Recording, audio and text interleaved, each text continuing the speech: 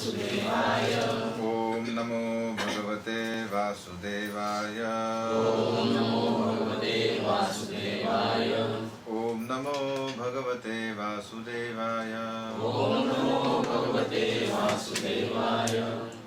ओम अज्ञानतिमिरन्धस्य ज्ञानाञ्जनशलाकया चक्षुरुन्मिलितं येन तस्मै श्रीगुरुवे नमः। श्रीचैतन्यमनोभीष्टं स्थापितं येन भूतले स्वयं रूप कदा मह्यं ददाति स्वपदान्तिकं। वन्देऽहं श्रीगुरोः श्रीपदापदकमलं श्रीगुरुर्वैष्णवांश्च श्रीरूपं साग्रजातं सगणा रघुनाथान्वितं तं सजीवं साद्वैतं सावधूतं परिजनसहितं कृष्णचैतन्यदेवं श्रीराधा कृष्णपादान् सगणा ललिता श्रीशाखान्वितांश्च नमो विष्णुपादाय कृष्णप्रेष्ठाय भूतले श्रीमते भक्तिवेदान्त स्वामिनिति नामिने।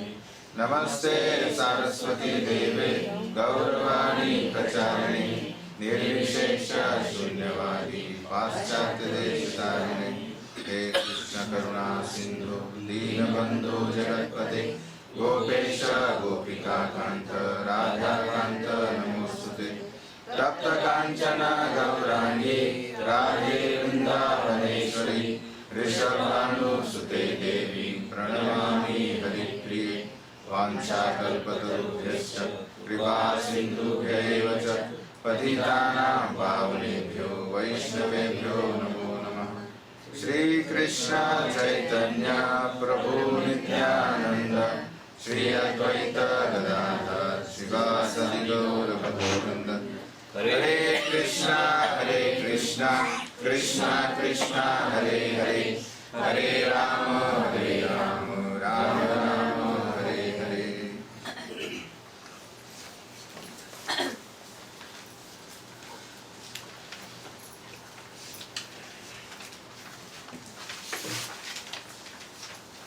तर आपण अध्याय पहिल्यातले मेन एक विभाग संपवलेला आहे. या युद्धाची तयारी, नंतर पांडवांच्या विजयाची चिन्हे आणि नंतर भक्तवत्सल कृष्ण. तर आज आपण विभाग 2 म्हणजे अर्जुनाची युद्ध न करण्याची 5 कारणे. त्यात जे स्पेलिंग मिस्टेक आहे ते तुम्ही नीट करून घ्या, अकार वगैरे नसेल वगैरे त्या चार्टमध्ये. तर थोडक्यात आपण मागच्या क्लासमध्ये करुणा म्हणजे अर्जुनाची जी नातेवाईकांबद्दलची जी सहानुभूती आहे त्याबद्दल चर्चा केली थोडक्यात. 28 ते 30 जे श्लोक आहेत त्यात की कशा तऱ्हेने अर्जुन जो आहे हा सुरुवातीला युद्धास तयार आहे, पण जेव्हा तो स्वतःचे जे खूपच जवळचे नातेवाईक बघतो तेव्हा तो भ्रमित होतोय. तर आपण बघतो की युद्धाच्या पूर्वी दुर्योधन आणि अर्जुन हे दोघंही सैन्य निरीक्षण करतात आहे की नाही. सगळ्यात पहिले दुर्योधनांनी पांडवांचं सैन्य बघितलं, तर त्यांनी त्याचा निष्कर्ष काय होता, तो गोंधळ नाही केला. त्याची मुत्सद्देगिरी वाढली की आता अजून कसं काय आपण युद्ध व्यवस्थित करू की यांना पांडवांना हरवायचं. एका तऱ्हेने बघितलं गेलं तर दुर्योधनचे पण नातेवाईकच आहे ना पांडव, पण त्याचं जे बघणं आहे हे त्याच्या ॲटिट्यूड नुसार ते त्याला अधिक मुत्सद्देगिरी बनवलं म्हणजे अधिक पॉलिटिक्स त्यांनी वापरलं. तसं त्यांनी द्रोणाचार्य आणि भीष्मला प्रवृत्त केलं की तुम्हाला युद्ध करायचं. पण अर्जुन याने पण सैन्य बघितलं, पण तो कशाला तो भ्रमित झाला, कारण त्याला स्वतःच्या सैन्याबद्दल आणि विरुद्ध बाजूला जे सैनिक आहेत त्यांच्याबद्दलही त्याला करुणा वाटली की हे सगळे मरणार आहेत या युद्धात. तर आपण काय बघू शकता की एक परिस्थिती असेल त्यात वेगवेगळे व्यक्ती वेगवेगळ्या तऱ्हेने रिॲक्ट करतात, ठीक आहे. आणि त्यांचा ॲटिट्यूड काय, त्यांचे संस्कार काय, त्यानुसार वेगवेगळ्या परिस्थितीत ते वेगवेगळे निष्कर्ष काढते. प्रभुपाद पहिला अध्यायात लिहितात की अर्जुन आणि सर्व पांडव जे आहे जन्मापासूनच दैवी आहे. दैवी गुण त्यांचा आधीपासूनच आहे. हा दैवी गुण आहे. कुठला? एका तऱ्हेने प्रभुपाद एका तात्पर्य म्हणतात की ही जी सहानुभूती आहे ही दैवी आहे. पण नंतर ते म्हणतात की अर्जुन हा क्षत्रिय असल्या कारणाने ही सहानुभूती त्याला शोभत नाही. ओके, पुढे आपण बघू की कसं तो आपण कुठपर्यंत गेलो होतो, कुठल्या श्लोकात थांबलो होतो आठवत? 31 श्लोक. तर आता तो सांगतो की या युद्धात मला कुठलाच आनंद दिसत नाही. दोन्हीकडे मला काय दिसतंय, दोन्हीकडे मी पराभव दिसतोय मला.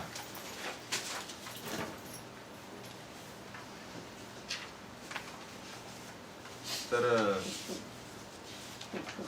पूर्वीचा जो पॉइंट आहे तो पुन्हा एकदा घेऊया की आपण मागच्या वेळेस बघितलं की कुठलंही ज्ञान प्राप्त करण्यासाठी आपल्याला 3 पद्धती असतात. कुठलंही ज्ञान, एखादं जी गोष्ट आपल्याला माहिती नाही ती कशी माहिती करावी, तर 3 पद्धती आहेत. त्यात प्रत्यक्ष, अनुमान आणि शब्दप्रमाण. इथे अर्जुन काय करताय की सगळ्या युद्धाला तयार असताना तो म्हणतो मला प्रत्यक्ष बघायचं की कोण कोण माझ्यासोबत युद्ध करणार आहे. पण प्रत्यक्ष बघितल्यानंतर तो काय गोंधळून गेलेला आहे. म्हणजे सदैव आपण ही पद्धत वापरली तर आपल्याला पूर्ण सफलता मिळेल हे म्हणजे आपण ठामपणे सांगू शकत नाही. आणि ते उदाहरण आहे, बरेचसे उदाहरण आहेत की आपण समजा एखादा सिनेमा असेल त्याबद्दल खूप ऐकतो, म्हणून प्रत्यक्ष बघतो ते कधी कधी तो त्याचा उलटाच हे निघतो. उदाहरण आहे. आणि मग काय करतो हा की ठीक आहे, बघितल्यानंतर तो अनुमान लावतो की आता हे युद्ध होईल आणि मी यांना मारणार आहे. आणि नंतर भविष्यात काय होणार आहे तो अनुमान लावतो की एकतर मी मारला जाईल, हे शक्य नाही, पण मी जिंकलो तरी हे सगळे जण मारणार आहे. आणि त्यानंतर मला जे विजय जो माझा प्राप्त होणार, माझी संपत्ती आणि जे ऐश्वर आहे हे मी कोणासोबत शेअर करण्यासाठी कोणी राहणारच नाही. तर त्यानंतर तो हे ऐकल्यानंतर काय झालं, त्याला तो अधिकच भयभीत झाला, गोंधळून जाणे. नंतर अनुमान लावल्यानंतर तो जास्त भयभीत झालेला. म्हणजे अनुमान पण म्हणजे प्रत्यक्ष आणि अनुमान ही पण आपण वापरू शकतो, पण सगळ्याच बाबतीत ह्या एकच म्हणजे सफलता देणार नाही. पण नंतर आता कृष्ण भगवंत काय करणार आहेत, गीता सांगणार आहेत की आत्मा काय, शरीर काय, ही प्रकृती काय, कर्म काय. हे ऐकल्यानंतर, शब्द ऐकल्यानंतर तो काय, जो गांडीव हातून त्यांनी निसटलेला आहे तो उचलून तो युद्ध करणार आहे. तर तसं शब्द प्रमाण यात कुठल्याच प्रकारचा डाऊट नसतो. म्हणून शब्दावर नेहमीच आपण शब्द ऐकून नेहमीच आपण जे ज्ञान प्राप्त करणार आहोत ते ॲब्सोल्यूट ट्रूथ आहे. ॲब्सोल्यूट ट्रूथला आपण म्हणू की हे अटळ आहे. बाकी प्रत्यक्ष अनुमान हे बदलत राहील. 3 व्यक्ती समजा एक परिस्थिती बघतात तर ते अनुमान वेगवेगळे लावतील, कारण त्यांनी त्यांचे अनुभव त्यांच्या जीवनातले वेगवेगळे असतील, ते त्यांचे अनुभव लावतील त्या परिस्थितीला आणि वेगवेगळे अनुमान लावतील. पण शब्द जे आहेत हे कसे परंपरेनुसार आलेले असतात, त्यामुळे त्यात कोणीच भेसळ करत नाही, त्यामुळे ते शुद्ध असतात. तर आता दुसरं कारण तो काय म्हणतो की मला या युद्धात आनंद प्राप्त करण्याचे मला काहीच मला म्हणजे कुठलीच एक बाब दिसत नाही की याच्यात मला आनंद प्राप्त होईल या युद्धात. इथे तो पहिल्यांदा काय म्हणतो, नच श्रेयो अनुपश्यामी हत्वा स्वजन माहवे न कांक्षे विजयम कृष्ण न च राज्यम सुखानी. या युद्धामध्ये माझ्या स्वतःच्याच नातलगांना ठार मारून त्यातून कोणाचे कसे भले होणार. तर पहिले तो काय म्हणतो की हे दुर्बुद्धी मला बघायचं की कोणाकोणाला ही दुर्बुद्धी सुचली की ते या पापी दुर्योधनासोबत युद्ध करतात आहे, म्हणजे त्यांच्या साईडला गेलेले आहे. आणि आता तो प्रत्यक्ष बघितल्यानंतर काय म्हणतो की तो की हे जे लोक आहेत हे याच्यातून काही श्रेय प्राप्त होणार नाही. लगेच त्याने बदलले की नातेवाईक बघतात. पहिल्या दुर्बुद्धी बदलले, म्हणजे त्यांनी तो म्हणतो की त्यांना दुर्बुद्धी सुचली आणि आता तो म्हणतो माझे नातेवाईक आहे. तर जेव्हा ही ती पद्धत आहे की देहात्मबुद्धी म्हणजे बॉडीली कन्सेप्ट जेव्हा आपल्याला घेरून टाकतो, त्यात आपण आपला स्वतःचा स्वार्थ पण विसरतो. तर प्रत्येक व्यक्तीचा स्वार्थ हा कुठे आहे? विष्णूमध्ये दडलेला. लिबरेशन म्हणजे मोक्ष हा मनुष्य प्राप्त करू शकतो हे विष्णूंची सेवा करून, म्हणजे कृष्णाची सेवा. तर त्यासाठी त्याच्यासाठी पहिले आपण आपला धर्म तर पालन करायला पाहिजे. तर क्षत्रिय धर्माचे काय गुण आहेत की क्षत्रिय हा कधीच युद्धात पलायन करत नाही, म्हणजे भीत नाही तो त्या युद्धात. इथे काय होत आहे की युद्धाच्या सुरुवातीलाच तो पलायन करण्याचा विचार करतोय. आपण शेवटचा विभाग बघतोय पहिल्या अध्यायातला. अजून कुठले कारण देतोय की मला युद्ध नाही करायचं. त्यात आपण बघतोय की अर्जुनाला कुठली भीती वाटते की मी जो भविष्यातला आनंद आहे तो गमावतोय या युद्धानुसार. पुढे जाऊ 32वा श्लोक.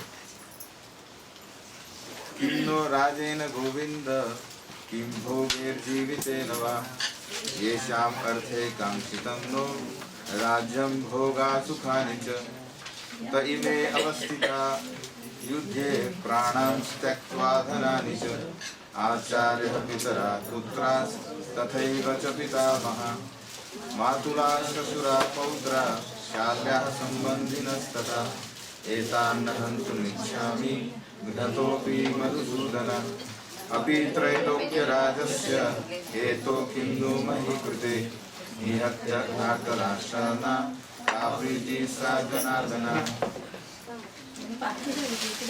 तेच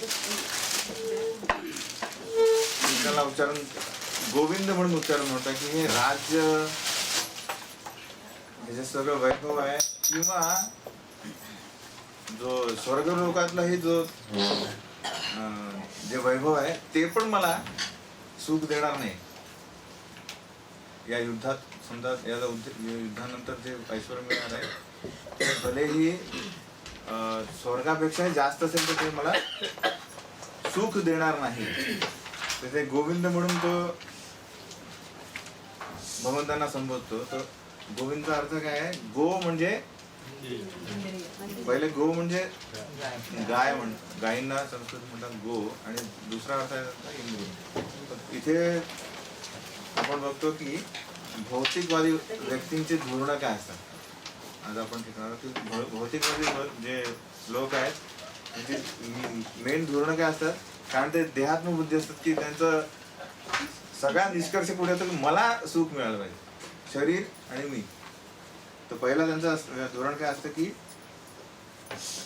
कुठलाही भगवंत म्हणजे देवी देवता पण पकडा, त्यांच्याकडे जाण्याचा त्यांचा हेतू काय असतो की माझी इंद्रिय तृप्ती व्यवस्थित चालली पाहिजे, आणि त्या इंद्रिय तृप्तीला जे जे लागणारे साधन आहेत, मॅटर आहेत, जे जे काय लागतं ते मला वेळेत पुरवलं पाहिजे.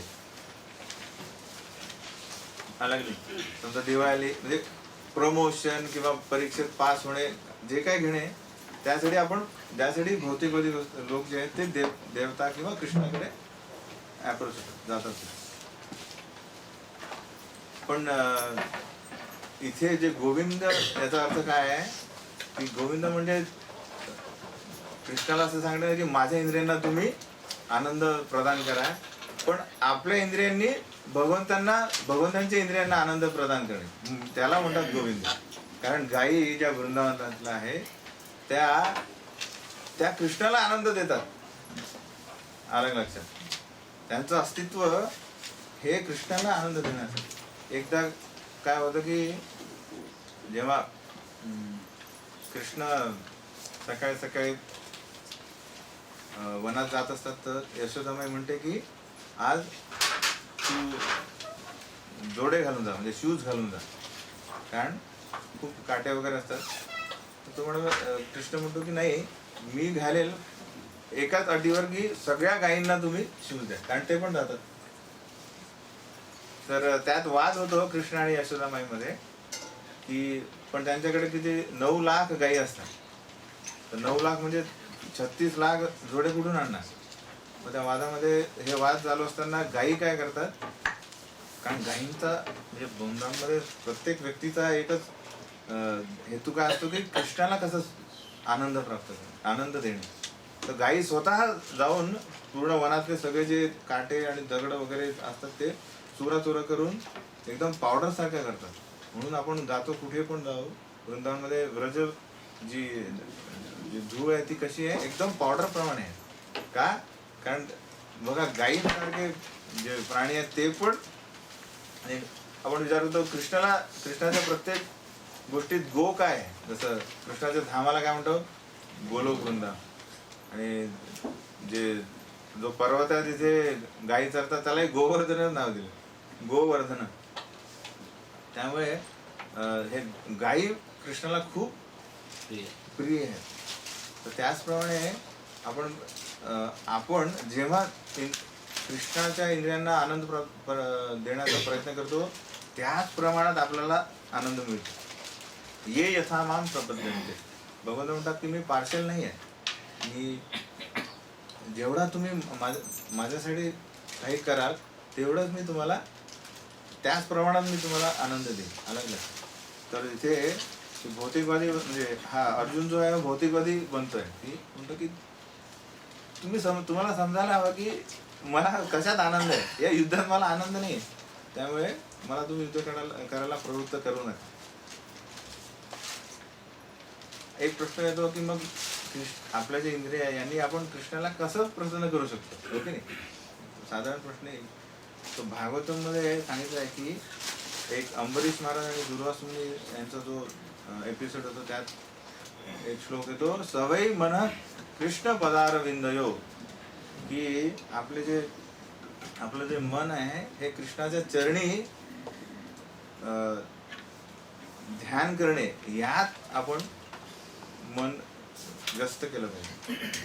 सवई मन कृष्ण पदार विंदयो वाचांशी गुणानु, म्हणजे यांचे जे गुण आहे हे यांची ग्लोरिफिकेशन, म्हणजे नेहमी आपण जे बोलतो म्हणजे वाचा जी कशात यूज करायची, वाचा नेहमी भगवंतांच्या कथा बोलणे. हे असे सगळे इंद्रिय आपण भगवंतांच्या सेवेत लावू शकतो. तर आपले हात जे आहे, मुकुंद लिंगालयो करोर हरेर मंदिर मार्जनादिशु. कर म्हणजे हात, हे कसे काय यूज करू शकतो आपण, मंदिर मार्जन, म्हणजे जे मंदिरात जे आहे जे साफसफाई करणे यांनी. जसं आपण बघतो की चैतन्य महाप्रभू भगवंत असूनही जेव्हा मायापूरमध्ये अवतरित झाले तेव्हा त्यांनी जगन्नाथपुरीमध्ये गुंडीच्या मार्जन द्वारे दाखवलं की कसं आपण भगवंतांना खुश करू शकतो. स्वतः भगवंत भक्ताच्या रूपात आले आणि आपल्याला दाखवलं की मंदिर मार्जन केल्याने कसं करावं मंदिर मार्जन, की जेणेकरून भगवंत खुश व्हावे. तर एकीकडे भगवंत म्हणजे चैतन्य महाप्रभू होते आणि दुसरीकडे एक ट्रूप होता, म्हणजे सगळे भक्त. तरी भगवंतांनी मोठा ढीक केला, गोळा केला कुठला, धुळीचा. ते असं तेवढी आपली उत्कंठा असायला पाहिजे की जसं मंदिर स्वच्छ होईल तसं माझं हृदय स्वच्छ होणार आहे. तर मुकुंद लिंगालय दर्शने दृशो. तर मुकुंद लिंग म्हणजे भगवंतांचे जे अवयव आहेत यांच्याकडे आपले डोळे आकर्षित करायचे, म्हणजे डोळ्यांनी दर्शन घेणे भगवंतांच्या अवयवांचे. अशा प्रमाणे आपण डोळ्यांना व्यस्त करू शकतो. नंतर घ्राणम च तत्पाद सरोज सौरभे, म्हणजे नाक जे आहे ते कसं आपण भगवंतांना जे कमळ किंवा इतर फुलं जे वाहतो आपण त्यांचा सुवास घेणे, त्यांनी नाक शुद्ध होईल. नंतर पाय हे नेहमी तीर्थक्षेत्रात जायला गेल्यानंतर ते शुद्ध होतील. पादो हरेर क्षेत्र पदानुसर्पणे. तर हरेर क्षेत्र म्हणून आपण काय करतो, ऍटलिस्ट एकदा तरी वर्षातून एकदा आपण कुठेतरी जातो तीर्थक्षेत्र, वृंदावन किंवा मायापूर किंवा साऊथ इंडिया. तर ही जी इस्कॉनची संस्था प्रस्थापित केली भगवंत श्रील प्रभुपादांनी, त्यात ह्या सगळ्या यांचा समावेश आहे. आणि शेवटी काय म्हणतात ते, काममच दासे न तू काम कामया. म्हणजे इथं झाले आपले ग्रॉस अवयव, म्हणजे डोळे, कान, नाक, पण इव्हन इच्छा, म्हणजे मनात जे इच्छा येतात त्या पण फक्त दासत्व, म्हणजे भगवंतांची सेवा कशी करावी ह्यात व्यस्त करावे. म्हणजे डिझायर, म्हणजे जे आपल्या इच्छा आहेत त्या फक्त अशा असाव्या की मी कसं काय भगवंतांना, कुठल्या प्रकारे भगवंतांना खुश करू शकतो. तर या प्रकारे आपण भगवंतांना खुश करू शकतो. दुसरं एक काय असतं की, म्हणजे अर्जुन काय म्हणतोय की मला जे वैभव मिळणार आहे ते मी मी वापरू शकत नाही. का? कारण ते कोणालाच मी दाखवू शकणार नाही. जे मला ज्यांना दाखवायचं तेच मरतील. तर शो ऑफ टेंडन्सी असते लोकांना, होते कधी लोक. जे आपल्याकडे आहे ते आपल्याला आनंद देत नाही, पण दुसऱ्यांनी त्याची वाहवा केली तर त्याचा आनंद येतो, हो की नाही. एक नवीन कार आपण आणली आणि शेजाऱ्यांनी कधी आपल्याकडे आलेच नाहीत की अरे वा नवीन कार, तर त्याचा आनंद कधी येणार नाही. म्हणजे आपण विचार करू की अजूनपर्यंत कोणी आलंच नाही. अर्थात ती वस्तू आपल्याला आनंद देत नाहीये, पण इतर लोक त्या जाणतात की माझ्याकडे जे आहे तेव्हा आपल्याला आनंद येतो. तर अर्जुन तेच म्हणतात की ज्याच्यासाठी मी युद्ध करतो आहे ते मिळाल्यानंतर मला कोणाला दाखवायला कोणी राहणार नाही. आणि तिसरी एक कारण काय असतो की ही जी एक बहुतेक म्हणतो की व्यक्ती काय म्हणतो की मी एक चांगला सभ्य मनुष्य आहे, अलग मला समाजात एक सभ्य माणूस म्हणून राहायचा, म्हणून जरी मला काही गोष्टी खटकतात आहे त्या मी काही लोकांना दाखवणार नाही, म्हणजे फीडबॅक मी देणार नाही, होतं की नाही. आणि तो काय म्हणतो की माझा जो संबंध आहे व्यक्तीशी तो खराब होईल, म्हणजे म्हणायचा अर्थ मित्रता राहणार नाही. तर तसंच अर्जुन काय म्हणतो की जर तुम्हाला वाटतं की या अधर्मी लोकांना मारायचं आहे तर तुम्ही मारा, मला नका मारायला हवं. कारण काय की भीष्म आणि द्रोण मला खूप प्रिय आहे. आपल्यात पण होतं असं की आपल्या समजा एक जबाबदार व्यक्ती आहे आणि ते बघतोय की काही गोष्टी आहेत त्या इतरस्त पसरल्या तर सगळ्यात दूषित होती. तर त्याचं कर्तव्य काय आहे की तिथेच ते थांबवणे, दाखवणे की हे वाईट आहे, हे थांबवायला हवं. तर ही जबाबदारी लोक टाळतात. ते म्हणतात नाही आता मला एवढा चांगला मित्र आहे, याला समजा सांगितलं तो काय करेल, पहिली गोष्ट काय करेल की माझे संबंध तोडेल. तर कर्तव्यापासून म्हणजे जबाबदारीपासून दूर पळणे हे एक असतं त्यात लोकांमध्ये. तर हे काय म्हणतात आपलं अर्जुन म्हणतो की तुम्हाला असं वाटतं आहे की त्यांना मारा तर तुम्ही स्वतः मारा. तर कृष्ण भगवान म्हणतात 11 चॅप्टर मध्ये म्हणतात की ऍक्च्युली पहिल्यांदा मी त्यांना मारलेलं आहे, तुला फक्त निमित्त मात्र बनायचं आहे. 11वा जो अध्याय येईल जेव्हा विराट रूप दाखवतात तेव्हा भगवान तेव्हा दाखवतात की सगळे जे सैनिक आहेत ना ते आधीच त्यांना मी मारलेलं आहे, फक्त तू काय कर श्रेय घे. आणि इथं तू काय म्हणतो नच श्रेय अनुपश्यामी, त्याला काही दिसत नाही, पण भगवंत सांगतात की मी आधीच तुझ्यासाठी सगळं सेट करून ठेवलेलं आहे, फक्त तू उभा राहा आणि युद्ध कर. तर क्षत्रिय याचा अर्थ काय होतो, क्षत म्हणजे इजा करणे आणि त्रायते म्हणजे संरक्षण. जो व्यक्ती प्रजेचा कुठल्याही इजे म्हणजे संरक्षण करणे, त्यांना हानी न पोचवणे, म्हणजे कुठली हानी होत असेल तर त्यांचं संरक्षण करणे हा म्हणजे क्षत्रिय. तर क्षत्रिय म्हणजे राज्य आलं तर त्याला कुठलाच एक व्यवसाय नाही आहे, फक्त काय राज्य करणे. आता ही जी संधी आहे त्याला आलेली आहे एवढ्या अफाट म्हणजे खूप वर्षानंतर की त्याचा जो वारसा आणि हक्क आहे, एक पूर्ण जे राज्य आहे हे तो त्याला पुन्हा त्याच्यावर राज्य करायचं आहे, हा एकच चान्स आहे. तर समजा यात ते हारले किंवा हा पळून जातो किंवा यांनी संन्यास घेतला तर यांना काय फक्त भीक मागावं लागणार आहे, कारण क्षत्रिय हा दुसरा कुठलाच व्यवसाय करू शकत नाही. तर जे पूर्वीच्या श्लोकामध्ये काय सांगितलं की जो आपला जो स्वार्थ आहे, जे परम स्वार्थ तो सोडा विष्णू, पण जो धार्मिक स्वार्थ आहे तो पण तो विसरतो की मी क्षत्रिय असल्या कारणाने मला युद्ध करणं भाग आहे, कारण मी पलायन केलं तर मी म्हणजे सगळे क्षत्रिय काय करतील, माझ्यावर टोमणे मारतील आणि जे अपमान झाल्यानंतर क्षत्रिय तो सहन करू शकत नाही. तर हे हा जो नॉर्मल स्वार्थ आहे तो पण व्यक्ती विसरतो का, देहात्म बोलतो की माझं काय होणार, धर्म आणि जबाबदारी यात तो विचार करत.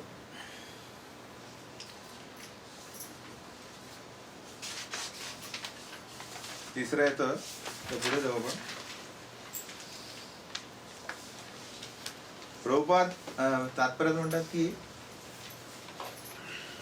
एक साधारण आपल्याला या जगात आपल्याला एक अनुभव काय आहे की जेव्हा आपण कोणाची सेवा करतो किंवा कुठल्या कंपनीत काम करतो तेव्हा जो मालक आहे तो जास्त सुख भोगतो आणि जो नोकर आहे तो साहजिक आहे कमी सुख भोगतो, आहे की नाही.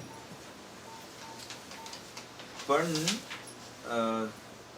काही उदाहरणातून आपण बघू शकतो की कसं आपण जेव्हा कृष्णाच्या इंद्रियांना जेव्हा आनंद द्यायचा प्रयत्न करतो तेव्हा आपल्याला पण तेवढाच आनंद मिळतो, कारण कृष्ण भगवान तो खूप भक्तवत्सल आहे.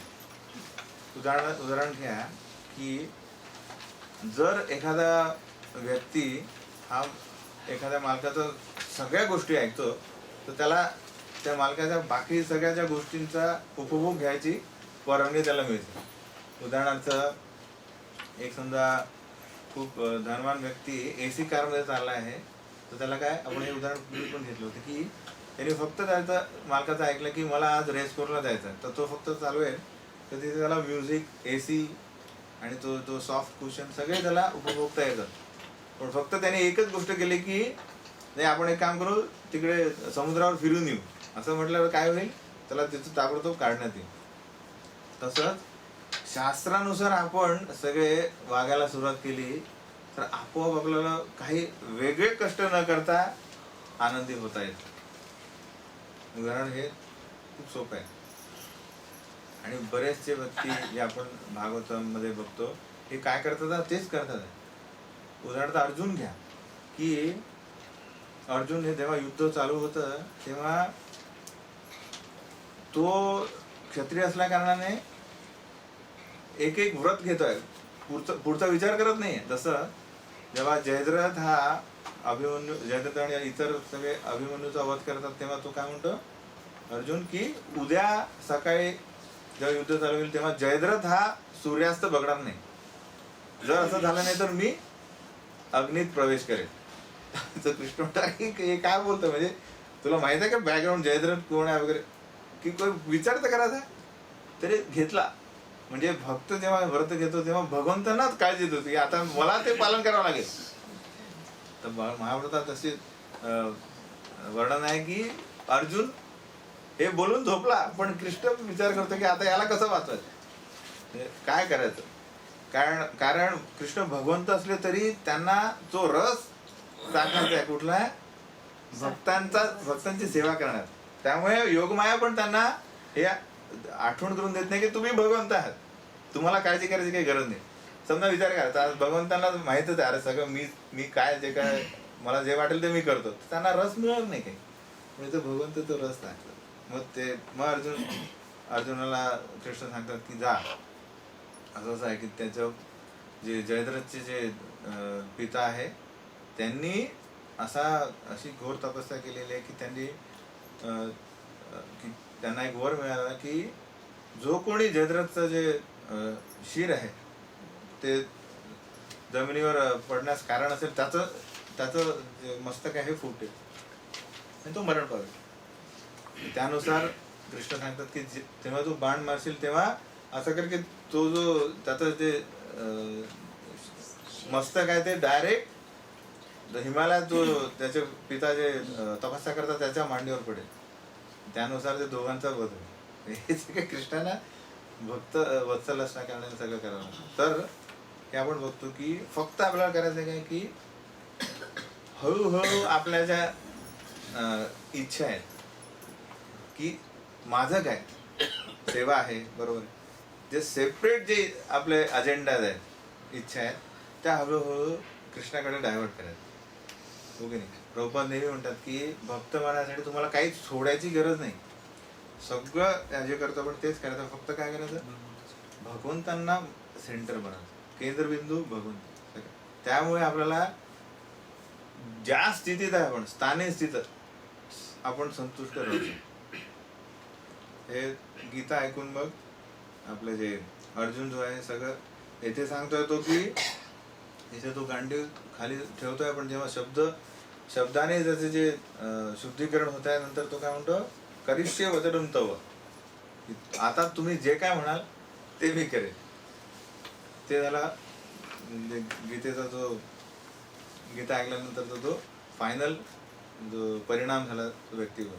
तर अर्जुन हा जो आपल्या सगळ्यांचं काय प्रतिनिधित्व करतात की आपण सगळे जे आहे ते थोड्या प्रमाणात वेगवेगळ्या प्रमाणात आपण काय गोंधळून गेलेलो आहे की मी नक्की काय करायचं आहे.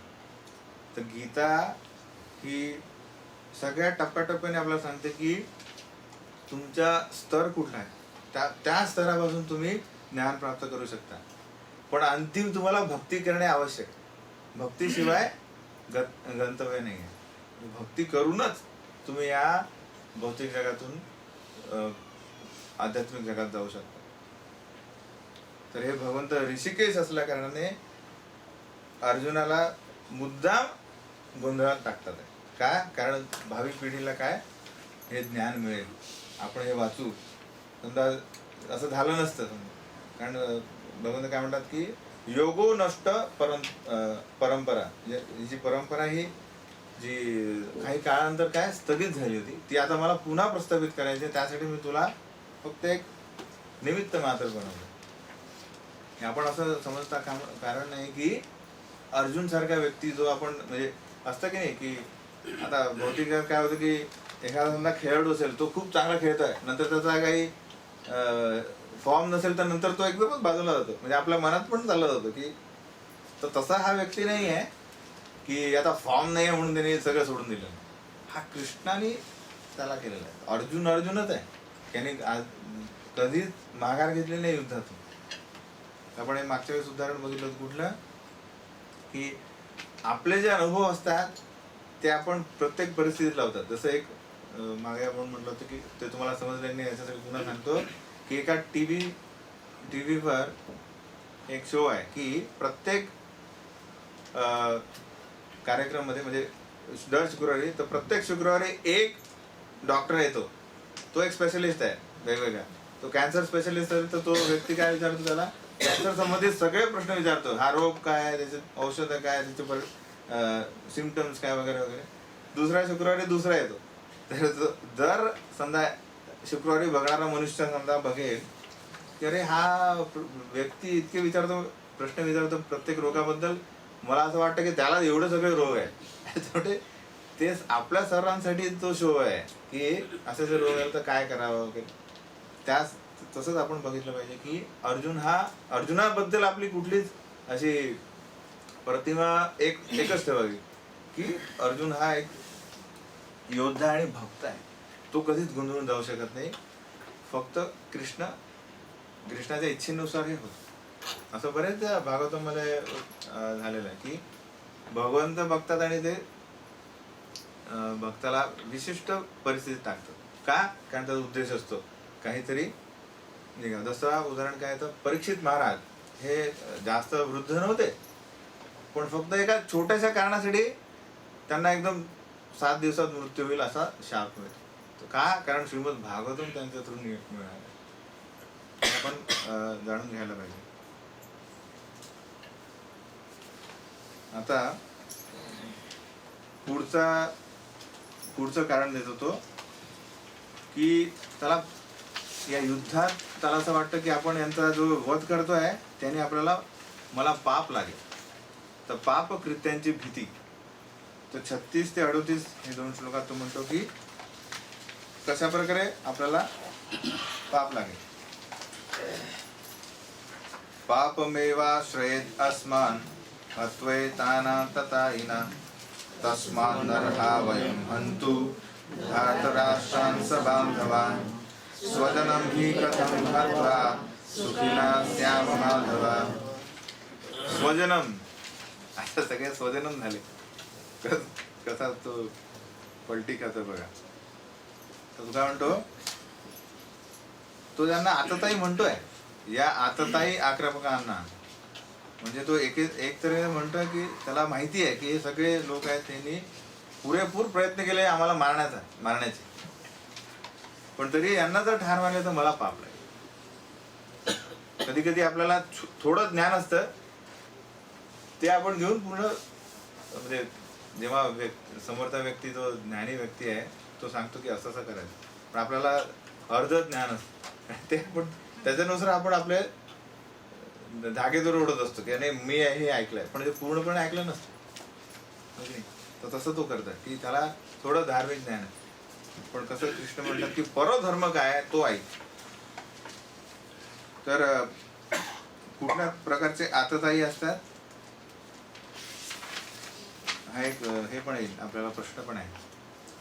6 प्रकारचे आतताई असतात, ते कुठले असतात. तर एक आहे विष देणारा, नंतर घर जाळणारा, हत्यार घेऊन वार करणारा, संपत्ती लुटणारा आणि जमीन लुटणारा आणि परपत्नीचे अपहरण करणारा. आपण बघतो एक हे जे आपण बघितलं तर सर्व गुन्हे कौरवांनी केलेले पांडवांसोबत.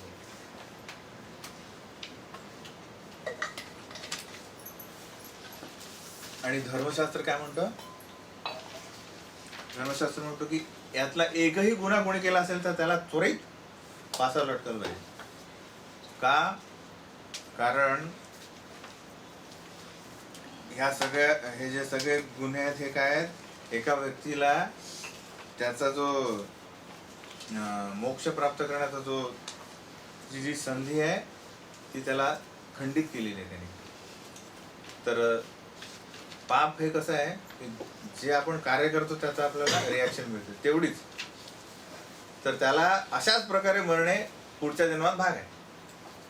म्हणून जो पण पूर्वी राजा होता ते अशा गुन्हेगाराला त्वरित मृत्यूदंड देत होते. त्याने ते त्याचं भलंच करत होते. कसं की तेव्हा त्याने त्वरित त्याला मृत्यूदंड दिल्यानंतर त्याचं जे पापाची जी रिॲक्शन आहे ती त्याला होणार नाही, कारण त्याने ते प्रायश्चित्त केलेलं आहे. त्वरित त्याला दंड मिळालेला, मृत्यूदंड. त्यांनी दुसऱ्याला मारायचा प्रयत्न केला किंवा मारलेला आहे, त्यामुळे त्याला तीच शिक्षा मिळालेली. आणि दुसरं म्हणजे समाजात एक उदाहरण राजा सांगतो की अशा प्रकारचे गुन्हे केल्यानंतर काय होईल, त्यामुळे काय होणार, गुन्हेगारी ही थांबवली जाईल. म्हणून आपण बघतो की जी राजेशाही आहे ही खूप चांगली होती पहिले. म्हणजे राजेशाही ही बेस्ट आहे. प्रभुपाद प्रत्येक म्हणजे बरेचदा तात्पर्य म्हणतात की लोकशाही ही जे काय आहे सगळ्यांना ही, म्हणजे कलियुगात प्रवेश म्हणजे लोकशाही आहे एक प्रकारे. राजेशाही ही सदैव चांगलीच होती, कारण ही त्याने जो गुन्हा आहे त्याच्यावर प्रतिबंध घातला जातो. आता कसं आहे ते काय म्हणतात त्याला, करप्शन हे वाढलेलं आहे, त्यामुळे पूर्णपणे आपण त्याला हे नाही करू शकत, गुन्हा रोखू शकत नाही. तर अर्जुन काय म्हणतो की हे जे लोक आहेत, जरी आता ताई आहे तरी मला पाप लागेल. तर त्याला हे माहिती नाही आहे की तो कुठलं ज्ञान सांगतोय, हे की कुळधर्म, की आता ही परिस्थिती वेगळी आहे की इथे ऍक्च्युली शत्रूच आपले नातेवाईक आहे. तर कुळधर्म काय म्हणतो की नातेवाईकांचा कुठल्याच परिस्थितीत हत्या करू नये, हे कुळधर्म आहे. तर धर्मशास्त्र काय म्हणतं की आता काय म्हणजे त्वरित मारा. कुलधर्म म्हणतो की नातेवाईक असतील तरी मारू नये. तर कृष्ण म्हणतात ते दोन्ही धर्म विसरा, सर्व धर्मांप्रती. माझा आहे की हे जे नातेवाईक जरी हे जे आता काही नातेवाईक असले तरी काय ते दूषित झालेले आहे लोभासाठी. कारण ते काय युद्ध करतात आहे, कारण ते दुर्योधनाचं मीठ खाल्लेलं आहे त्यांनी एवढे वर्ष, त्यामुळे ते अधर्माला साथ देतात. त्यामुळे ते दूषित आहे आणि ते अधर्मी आहे, त्यामुळे तुमचं त्याचा त्वरित वध करा, हे कारण देतात कृष्ण. एक शेवटी ते सांगतात की अर्जुन का म्हणतोय, आपण पूर्वी बघितलं भौतिकवादी भौतिकवादी लोकांचं धोरण काय असतं की मी एक चांगला सभ्य माणूस आहे, मला हे असं करायचं नाही, कारण माझी जी कीर्ती आहे ही कमी होईल. तर तो म्हणतो मी साधू आहे, म्हणजे माझ्याकडनं एक राजऋषीची अपेक्षा केली जाते. तर कृष्ण म्हणतात की तात्पर्य सांगितलेलं कृष्ण म्हणजे आपले जे आचार्य ते काय सांगतात आहे, या भक्त आणि भगवंतांमध्ये काय चर्चा चाललेली आहे अलग असं, त्यासाठी तात्पर्य महत्वाचे असतं. नुसते श्लोक आपण वाचले तर आपल्याला काहीच म्हणजे जास्त कळणार नाही.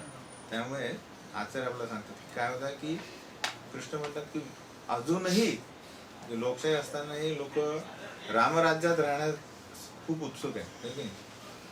रामराज्यात सगळे सुखी होते, पण कारण का, कारण भगवान श्रीराम हे राजऋषी, परम राजऋषी, त्यामुळे सगळ्या व्यक्तींना तिथे राहायला आवडतं. आपण बघतो की जेव्हा यांना जे खांडवप्रस्थ देतात ना, सॉरी कुठलं ते यांचं राज्य, इंद्रप्रस्थ मध्ये जेव्हा आपला युधिष्ठिर राज्य करायला लागतो, तेव्हा काय होतं की हस्तिनापुरातले सगळे लोक जे आहेत ते सगळे आपले आपले घर बांधून इंद्रप्रस्थमध्ये राहायला लागतात. का, कारण ते म्हणतात हा राजा चांगला आहे. तेव्हा अशी मुभा होती, जिथे पण जो राजा आपल्याला चांगलं संरक्षण देईल तिथे जातो. त्यामुळे सगळ्यांना माहित होतं की पांडव हे राजऋषी आहे. पण जरी श्रीराम हे परम राजऋषी असले तरी ते भ्याड नाही आहे, साधू आहेत, पण भित्रे नाही आहेत. कारण त्यांनी आततायांना कधीच मोकळीक दिली नाही, रावणाला ठार केले. का, कारण त्यांचा तो धर्म, राजऋषी म्हणजे धर्म संस्थापन हो की नाही. तर इथे तो काय करतो, तो आततायांना सोडून आहे.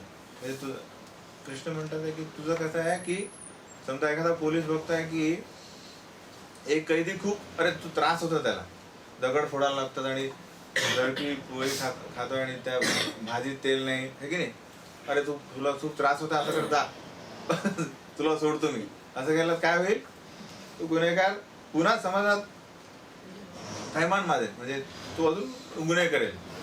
ते करू शकतो का तो पोलीस? तो साधूपणा मूर्खपणा झाला हो की नाही.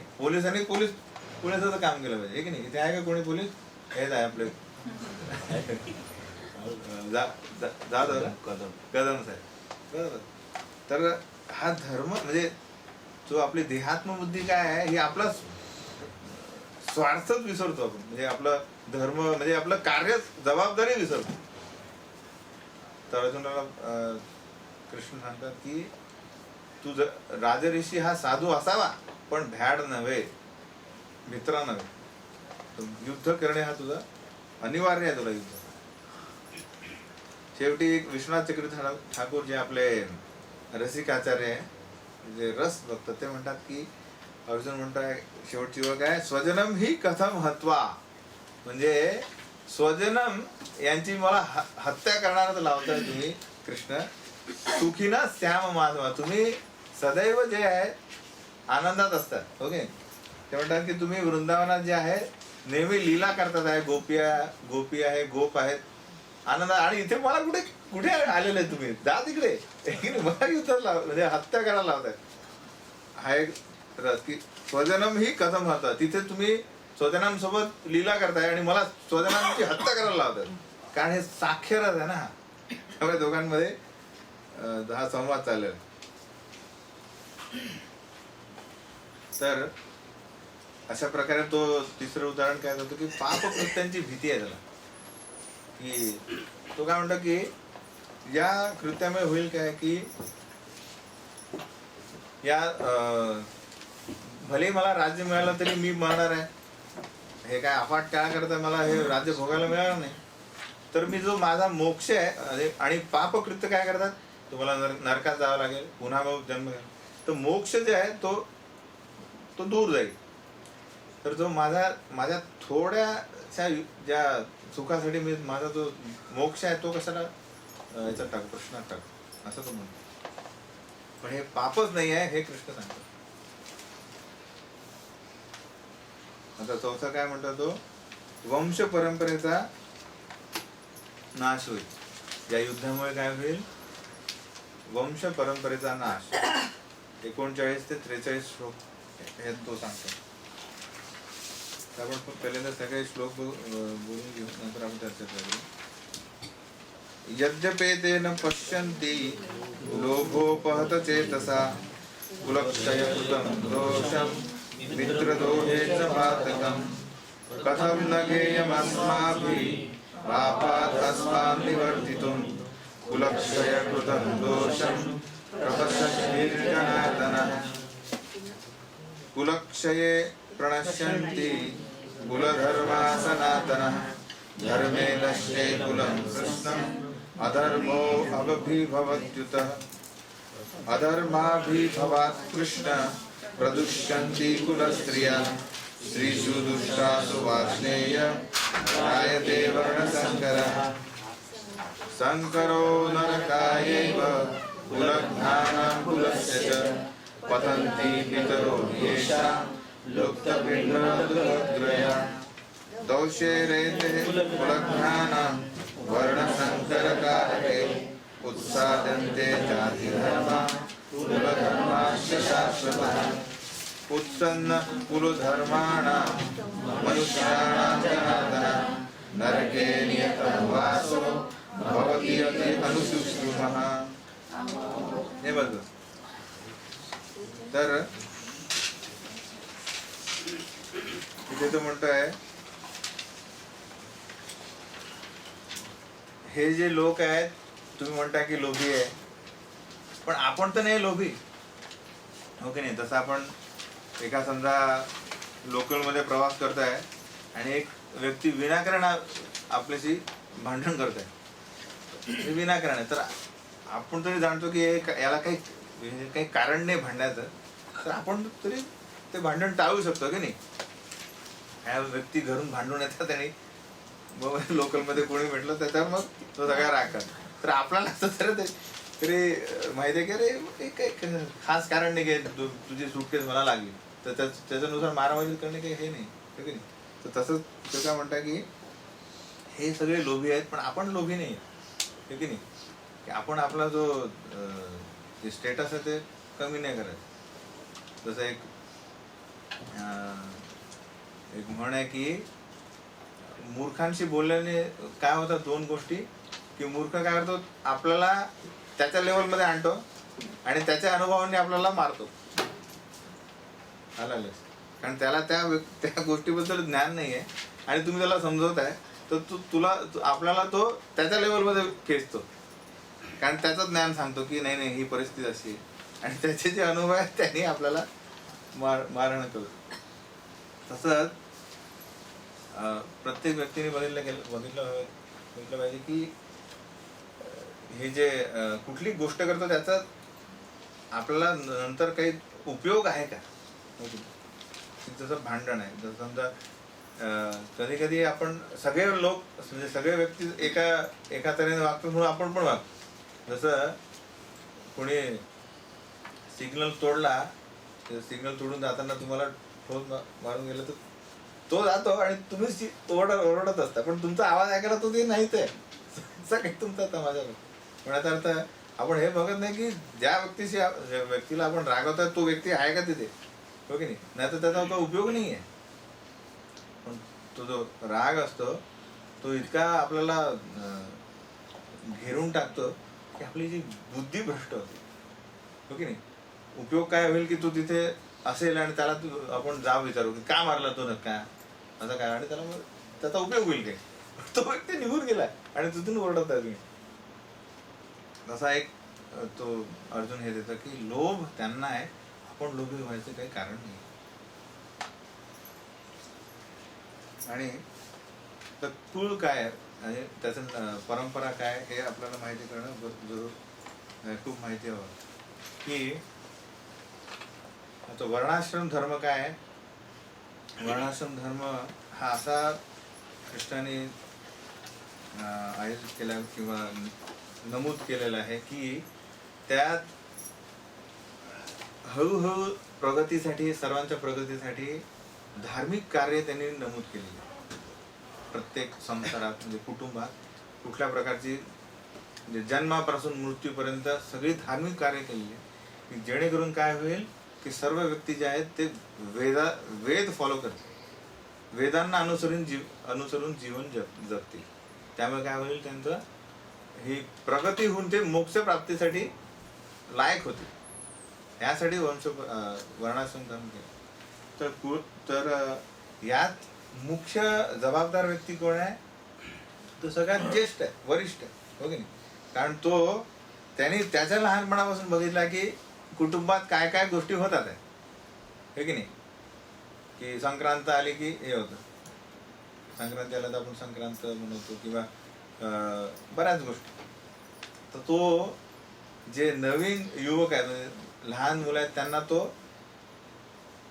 म्हणजे सांगून की आता हे कर, आता हे कर, त्याला पण ते प्रशिक्षण देतात की हे आपल्याला हे पालन करणं आवश्यक, हो की नाही?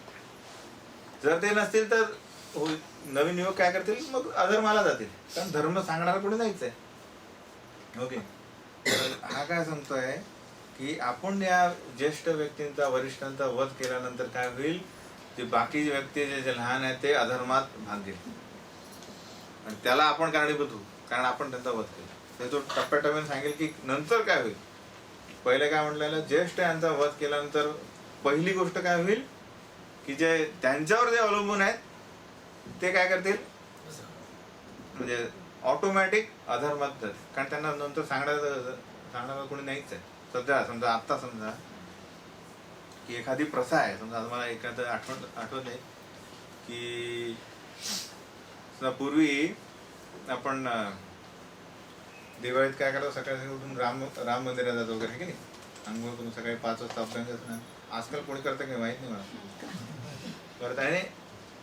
आपण सांगतोय की पूर्ण समाज आता होता काय कमी होत झाली संख्या, ही कुटुंबाची संख्या कमी झाली. आजकाल वरिष्ठ व्यक्ती फोर्स नाही करत, आपल्याला आई मारून उठवायची, की नाही, की आज तरी उठणं, म्हणजे वर्षभर झोप पण आज उठून अंघोळ कर.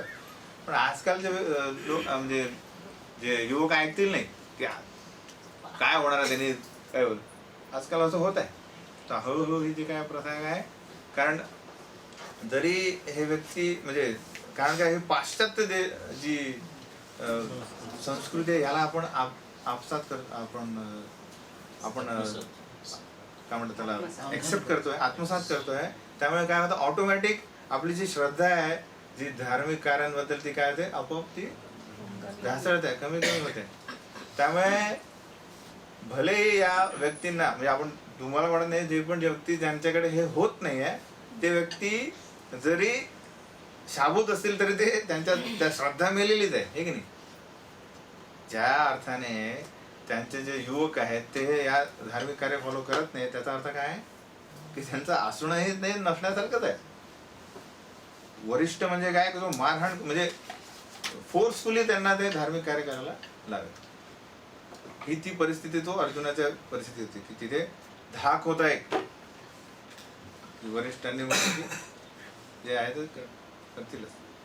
अजूनही आहे असे भरपूर लोक घराणे की वरिष्ठांनी जे सांगितलं ते कधी चुकत नाही, ते करणे भाग आहे. तर अर्जुन सांगतो की आपण कायला कारणीभूत होऊ की सगळे जे नवीन युवक आहे हे अधर्मी होते. नंतर तो काय म्हणतो की दुसरा व्यक्ती कोण जो याच्यात म्हणजे परिणाम होईल, दुसरा कुठला व्यक्ती आहे ज्याच्यावर हा परिणाम होईल या ज्येष्ठ वरिष्ठांचा मृत्यूनंतर, तर या स्त्रिया. तर यात तो एक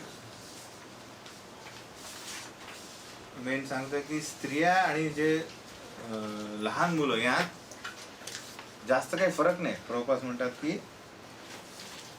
की दोघही काय आहे, हे वाम मार्गाला जाण्याची ज्यांची शक्यता जास्त आहे. का? कारण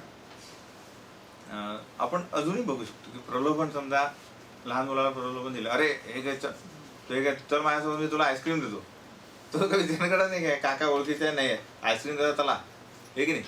तसंच एखाद्या तरुण व्यक्तीला युवतीला म्हटले की अरे तू खूप सुंदर आहे, तू नटीसारखी दिसते, बट तो पुढे प्रलोभन देऊन गैरफायदा घेऊ शकतो. तर याप्रमाणे म्हणजे त्यांची रॅशनॅलिटी ही कमी असते. म्हणजे जनरली आपण या कुठल्याच लिंगाला कमी असं दर्शवत आहे. सर्व आपण आत्मे आहोत.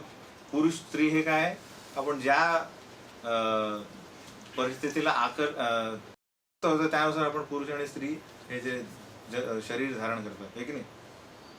पण त्या ॲब्सोल्यूट पॉइंट ऑफ व्ह्यू म्हणजे आपण बघतो तेव्हा की जोपर्यंत स्त्री ही धार्मिक कार्यात व्यस्त नाही आहे तर साहजिक ती वाममार्गाला जाण्याची शक्यता आहे. प्रभुपाद म्हणतात म्हणून की ज्येष्ठ ती स्त्री जी आहे ही लहान असताना वडिलांच्या संरक्षणात असते, नंतर लग्नानंतर पतीच्या आणि म्हातारपणात कशा मुलांच्या संरक्षणात. ते संरक्षण हवंच. तर अर्जुन म्हणतो की हे याला कारणीभूत आपण होणार, कारण ज्येष्ठ नसतील, नंतर जे युवक ते अधर्मी होतील आणि स्त्रियांना जे आहे यांना संरक्षण देणार कोण नसेल. आणि मग त्या आता जे आपण बघतो की बऱ्याप्रमाणे मिक्स वातावरण चाललं, म्हणजे मिसळणं, जे स्त्री आणि पुरुषांचं मिसळणं जास्त होत आहे. त्यामुळे काय होणार आहे, नेक्स्ट म्हणतो की वर्णसंकर व्हायचा जी शक्यता आहे. वर्णसंकर काय आहे हा एक प्रश्न पण आपल्याकडे. वर्णसंकर म्हणजे लग्ना व्यतिरिक्त मूल जन्माला मिळणे. धार्मिक कार्यात लग्न जेव्हा होतं, विवाह होतं, त्यात पूर्वी भरपूर संस्कार होते की गर्भाधान संस्कार आणि बरेच संस्कार. त्यानुसार काय होतं की एक दैवी आत्मा म्हणजे सद्गुणी आत्माला आपण आकर्षित, म्हणजे जो व्यक्ती आकर्षित करून तो मूल जन्माला. पण ह्या अशा कुठल्याच प्रथा आता फॉलो होत नसल्याने कलियुगात मिक्स कल्चर येत आहे, मिक्स सोल्स म्हणजे मिक्स आत्मे येतात. त्यामुळे आपण बघतो की आणि ते एक झालं. आणि दुसरं म्हणजे आता इवन भारतात असं बघितलं गेलं की जो लग्नाला लोक जास्त म्हणजे लग्नाव्यतिरिक्त जास्त संबंध ठेवतात. तो पूर्वी 1960 मध्ये जेव्हा प्रभुपाद अमेरिकेत गेले तेव्हा त्यांनी हे बघितलं की त्यात कुठलंच हे प्रकारचं, जसं आता हळूहळू इकडे होत आहे, पण इव्हन आपण बघतो 20 वर्षापूर्वी कुठलेच कॉलेजमध्ये मुलं मुली एकत्र बसत नव्हते की. तर हे जे मिक्सिंग, त्यामुळे काय होतं की वर्णसंकर म्हणजे लग्नाव्यतिरिक्त जे मुले होतात त्यांना कोणी धर्माबद्दल सांगायला कोणी नाही. आणि ते व्यक्ती काय होतील नंतर सगळे म्हणजे प्रभुपाद म्हणतात की युद्ध, म्हणजे कारण असंतोष, त्याला जर प्रेम मिळालं नाही तर तो काय करेल, त्याला समजा असंतोष मिळाला, धिक्कार आणि सगळं, तर तो समाजात काय फैलवेल.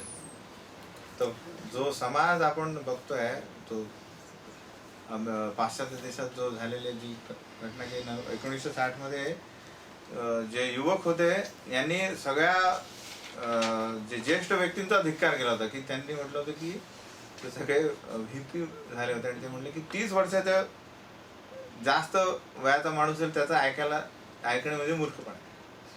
असा त्यांचा तो जयघोष होता की don't listen to the man who is above 30, that is youth. म्हणजे हे असं होतं. तर हळूहळू पाश्चात्य पद्धती आपल्या भारतात येते, त्याचे दुष्परिणाम पण येते. जसं आपण एक जो नाणं असते त्याचा एक बाजू आपल्याला बघितले तर दुसरी बाजू आपोआप येते की नाही. तर जे आपण जी प्रॉस्पेरिटी म्हणजे वैभव बघतोय त्यानंतर ते ह्या गोष्टी पण येते, अलग वेळ लागेल. तर म्हणून ते अर्जुन हे देवाचं बघतोय. म्हणजे हे जे राजे होते हे ऍक्च्युली धार्मिक राजर्षी होते. हे बघत होते की जरी हे धार्मिक युद्ध आहे तरी पण याचा विचार कसा चाललाय, वर्णाश्रम, म्हणजे यांना सगळे हे शास्त्र ज्ञान होतं. नंतर तो म्हणतो की या सर्व योजनामुळे, सर्व गोष्टीमुळे काय होईल की जे सरकार आहे त्याच्या सामाजिक योजना बनवत आहे, कुटुंब कल्याणाकरता जे कार्य करतात आहे, हे सगळे कार्य बंद होतील. कारण का कुटुंबच नाही आहे आणि जे जे कार्य म्हणजे ज्यांच्यासाठी कार्य करतात तेच आपल्याला ऐकत नाही, तर हे सगळ्या ज्या योजना त्या ठप्प होतील.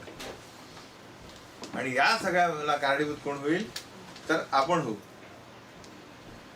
तर वर्णाश्रम जी धर्म आहे, वर्णाश्रम जी पद्धत आहे, म्हणजे याचा उद्देश काय आहे की जीवनात एक कुटुंब, दोन कुटुंब असे पकडून समाज, नंतर राष्ट्र, नंतर पूर्ण देश, हा याची भरभराट होणे, प्रगती होणे आणि सर्वजण मोक्षाकरता हातपाय हलवतात.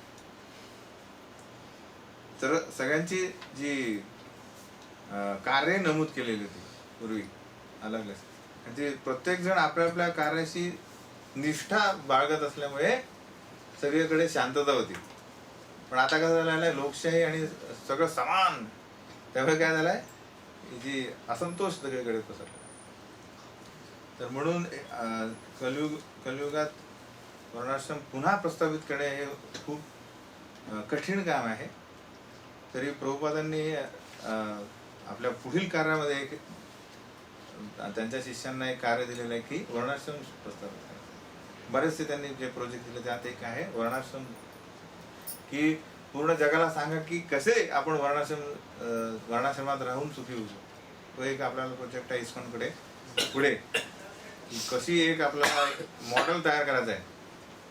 जसं आपण आता इको विलेजमध्ये केलेलं आहे, कसं आपण निसर्गाशी जवळ राहून ऑर्गॅनिक फार्मिंग, वॉटर कन्झर्वेशन, नंतर बऱ्याचशा गोष्टी ज्या आपण निसर्गात राहून करू शकतो, ते बघून सगळीकडे कसं होत आहे की लोक काय म्हणतात, तुम्ही बोलू नका, करून दाखवा, काहीतरी करून दाखवा आणि आम्हाला बघू द्या, नंतर आम्ही उत्साहित होतो की चला आता सगळीकडे तीच हे आपण म्हणतो तर आमच्याकडे करायचं, काय कसं करायचं. तर हे प्रभुपादच म्हणतं की एक मॉडर्न आपल्याला वर्णाश्रमासाठी करायचं. आता बरेच संन्यासी काही म्हणजे बऱ्याच ठिकाणी हा प्रयोग चाललेला, इन द सेन्स याबद्दल कार्य चाललेलं आहे. तर जी वर्णसंकर टाळण्यासाठी मूळ मुद्दा काय आहे की स्त्रीचे पावित्र्य आणि एकनिष्ठा, स्त्रीचं पावित्र्य आणि एकनिष्ठा ही जी आहे ही समाजात चांगली संतती आणेल. कारण सभ्य मनुष्य जे असतात समाजात ते लोक काय करतील, म्हणजे हे जे भरभराट, म्हणजे सगळ्या गोष्टींची भरभराट होईल. आता जी कमतरता आहे सगळ्या गोष्टी, कारण काय हे फॉलो नाही करायचं. जसं आता एक अजूनही आपण बघू कलियुग आहे, तरी एका रत्नागिरीत गेलो होतो मी, तेव्हा अजूनही रत्नागिरीत तुम्ही गेला कुठल्याही मंदिरात, तुम्हाला चपला ह्या अशा एकमेकांवर पडलेले दिसेल नाही, असं एकदम असं ठीक दिसणार नाही, व्यवस्थित ते आपोआप लावून ठेवतात, लाईनीने लावून ठेवतात. ही अजूनही प्रथा आहे त्यांच्यात.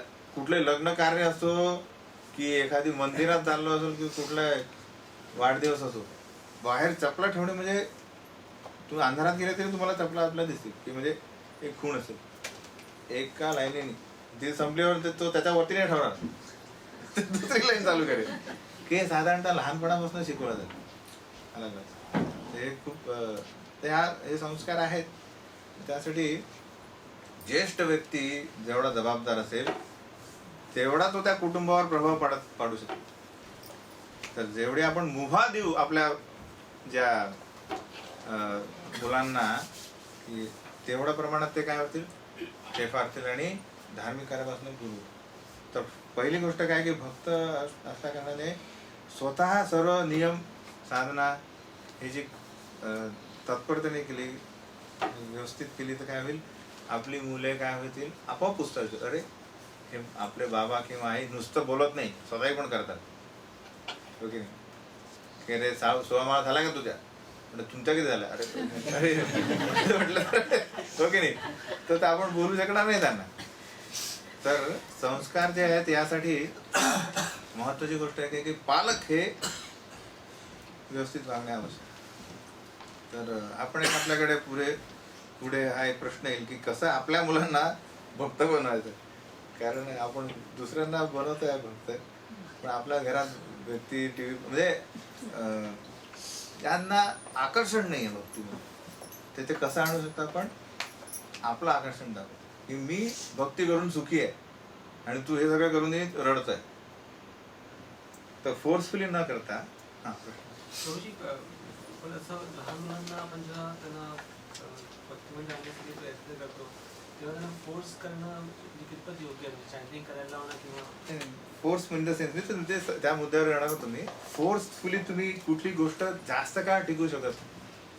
प्रेमाने तेच म्हणतो मी, स्वतः अशा रीतीने करणे की त्यांनी विचारलं की हे कसं करायचं, हे करू का मी, माझ्याच्याने होईल का. तर कुठली गोष्ट खूप काळ टिकवायची किंवा नेहमीसाठी त्यांना देण्यासाठी ते प्रेमानेच देऊ शकतात. तर एक आला लहान मुलं म्हणजे त्यांना थोडं ताड येते तर पाहिजेच. पण म्हणजे आता समजा कृष्ण तेच म्हणतात की गोविंद म्हणण्याचा अर्थ की पालक हे जे आहेत हे लहान मुलांनी समजा मला कुल्फी हवी, मला स्वीट्स हवे, गुलाबजाम, तर पालक देतील ना, हे की नाही, कारण तो मागणारच. पण मला आता सिगरेट पण हवी तर देतील का? ते धापड देतील, हे की नाही. तर ही जी हे त्यांना ज्ञान देणं जरुरी आहे की काय चांगलं आहे काय नाही. तर ते जसा पालक एक साधारण पालक समजू शकतो की काय तुझ्यासाठी भलं आहे काय नाही आहे, तसंच कृष्ण भगवंत हे सगळ्यांचे पालक आहे. तर ही नोज, तर ते त्यांना माहिती आहे की तुम्हाला ॲक्च्युली काय तुमची गरज आहे, तुमच्या इच्छा काय, तर सर्व इच्छा ते पुरवतील नाही. तर अर्जुन काय म्हणतात की तुम्हाला कळलं पाहिजे की मला काय करायचं आहे, मला कशाने आनंद मिळेल. तर भगवंत म्हणतात तुझ्या सर्व इच्छा पुरवणार नाही, तुझ्या काय गरजा आहेत त्या मी करू. तर मी इथे धर्म संस्थापन करायला आलो आहे आणि तुला मी यात श्रेय देतोय, तर ते कर, तिथून पळू नको. तसंच की हे कार्य केल्याने तुला पुढे लक्षात येईल की हे माझ्यासाठी चांगलं आहे. तर पूर्वी ॲक्च्युली सगळे, आता आपण स्वतः, मी, तुम्ही सगळे लहानपणी आपल्याला असं वाटतं हे आपले वैरीच आहे. म्हणजे एकदा कधीतरी होत असेल, एकदा मारल्यानंतर की हे काम काय करतात आहे की नाही. पण नंतर जेव्हा आपण मोठे होतो अरे हे माझ्यासाठी भल्यासाठीच आहे आणि हे माझे हितचिंतक आहे, हे कधी कळतं ज्ञान आलं. एक एक एक एक वय गाठल्यानंतर आपल्याला कळतं की आपले जे पालक आहेत हे आपले हितचिंतक. पण काही काळानंतर, काही काळ करता जेव्हा 5 ते 10 जेव्हा आपल्याला हे पाहिजे ते पाहिजे, तर आपल्याला तेव्हा ताड येते पाहिजे की काय आहे त्याची गरज. तेव्हा पण त्यांना हे नाही दिलं, व्यवस्थित सांगितलं नाही, तर ते काय होईल, त्याच ज्या हॅबिट्स घेत. ॲक्च्युली मी बघितलं, माझी जी पुतणी आहे, पुतणीच म्हणून ना, भावाची, हां, तर मी म्हणजे परत भेटत नाही, पण एकदा तर त्यांना तुम्ही शेफरलं तर ॲक्च्युली ती त्याला झापड मारली जाईल. म्हणजे एवढं कधी एवढी मुभा देणे नाही आवश्यक नाही की एवढं लाडवणे की मुलगी वडिलांना झापड मार त्या प्रेमाने. म्हणजे म्हणत होतं ती मारायला नको, पण नंतर तुम्ही पण त्याला मारता. दॅट इज अलग लक्षात. तर लाड करणे आणि संस्कार देणे हे बॅलन्स पाहिजे. कुठे लाड करणे, त्यासाठी पालक याचा डिफरंट सेमिनार आहे. असे मी व्यवस्थित व्यक्ती नाही, हे जर माझे अनुभव सांगतो. तर कृष्ण काय सांगतात की मी इच्छा तुझ्या भल्यासाठी आहे, त्या इच्छा पूर्ण करेल, पण तुझे सगळे तुझ्या गरजा पूर्ण करेल, पण सगळ्या इच्छा नाही करणार ज्या तुझ्यासाठी व्यवस्थित नाही आहेत त्या त्या कारणाने. त्यामुळे युद्ध तुला करणं भाग आहे. आणि जो 5वं कारण आहे ते दुसरा अध्याय देतं, तो अनिर्णय, म्हणजे तो गोंधळून जातो. पण आता जे 44 नंतर 46 पर्यंत काय त्याची परिस्थिती होते की, आणि मध्ये तो काय म्हणतोय, नरके नियतम वासो भवती अति अनुशुश्रुम, की तुम्ही असं समजू नका की माझ्या मनाचे म्हणजे मनाने सांगतोय, हे मी सगळं ऐकलेलं आहे, शास्त्रानुसार ऐकलेलं आहे. तो म्हणतो की मी जो युक्तिवाद करतोय तो तो खरा म्हणजे आहे, त्याच्यात काहीतरी दम आहे. कारण का मी शास्त्राने ऐकलं, तो धर्मशास्त्र सांगतोय, आपलं कुळधर्म सांगतोय. तर हे आपण कुठली गोष्ट जेव्हा सांगतो शिकवतो त्यासाठी कुठला तरी बॅकअप पाहिजे. म्हणजे प्रभुपाद नेहमी सांगतात की मी सफल झालो याचं कारण काय आहे, कारण मी कुठलीच भेसळ केली नाही. माझ्या गुरूंनी जे मला सांगितलं तसंच मी तुम्हाला दिलेलं आहे, जशी आहे तशी. त्यामुळे ही सफल आहे. भगवद्गीता आजकाल म्हणजे आत्ता सध्या 101 गीता असतील, पण कुठलीच गीतामध्ये कोणाचं परिवर्तन होत नाहीये, हो की नाही. पण जशी आहे भगवद्गीता, जशी आहे तशी वाचून किती लोक परिवर्तन करतात. परिवर्तन कुठे बघू आपण, की त्यांच्या आचरणात काय बदल झालेला आहे. आचरण म्हणजे त्या 4 गोष्टी बदलायला लागल्या.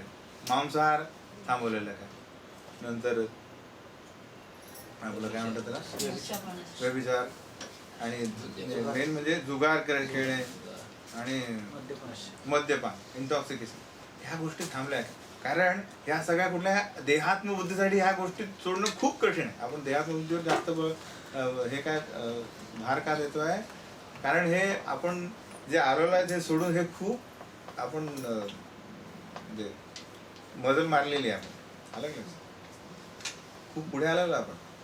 हे सोडणं ऍक्च्युली खूप कठीण काम आहे लोकांसाठी. तुम्ही प्रचार करता तुम्हाला माहिती आहे, लोक मंदिरात येतील, सगळं करतील, पण तुम्ही मला ते काही करायला नाही करायला सांगू नका. लसूण, कांदा किंवा चहा हे सोडायला सांगू नका. अलग अलग कित्येक व्यक्ती, आमचे पण आई वडील चहा सोडून ते नको बोलू, बाकी चहाशिवाय काम नाही झालं. बाकी कांदा लसूण सोडू, पण चहा नाही सोडणार. ते तर हर्बल टी नाही, तोच चहा पाहिजे. हे कठीण काम आहे. तर आपण ते सोडलं त्या हे कसं कशामुळे, कारण भक्तांनी आपल्याला तो अनुभव दिलेला आहे. त्यांनी आपल्याला भक्तीत आणलाय. त्यांनी त्याच्या आचरणाने जे दाखवलेलं आहे की हा मी हे केल्यानंतर मी सुखी झालेलो आहे, किंवा मी एक संपूर्ण मला आनंद झालेला आहे, आनंद वाटतोय, तुम्ही ट्राय करा. आणि आपण तो केलेला आहे. तर हे मनुष्याना सहस्रेश काही लोक आहेत, याच्यातून आपण कित्येक जन्मानंतर कधी शुद्ध होत ते नंतरची गोष्ट. पण ऍक्च्युली आपण या भक्तीत आलेलो, ही खूप मोठी गोष्ट आहे. तर मूळ उत्तर द्यायचं म्हणजे की फोर्स हा जास्त वेळ काळ टिकणार नाही.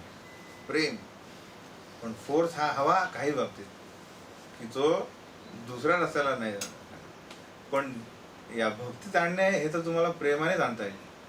अलग की जसं भागवत म्हणतो, परोक्षवादो वेदोयम बालानाम अनुशासन, की त्याला औषध द्यायचं आहे तर कसं देणार, चॉकलेट मध्ये टाकून, म्हणजे साखरेत टाकून.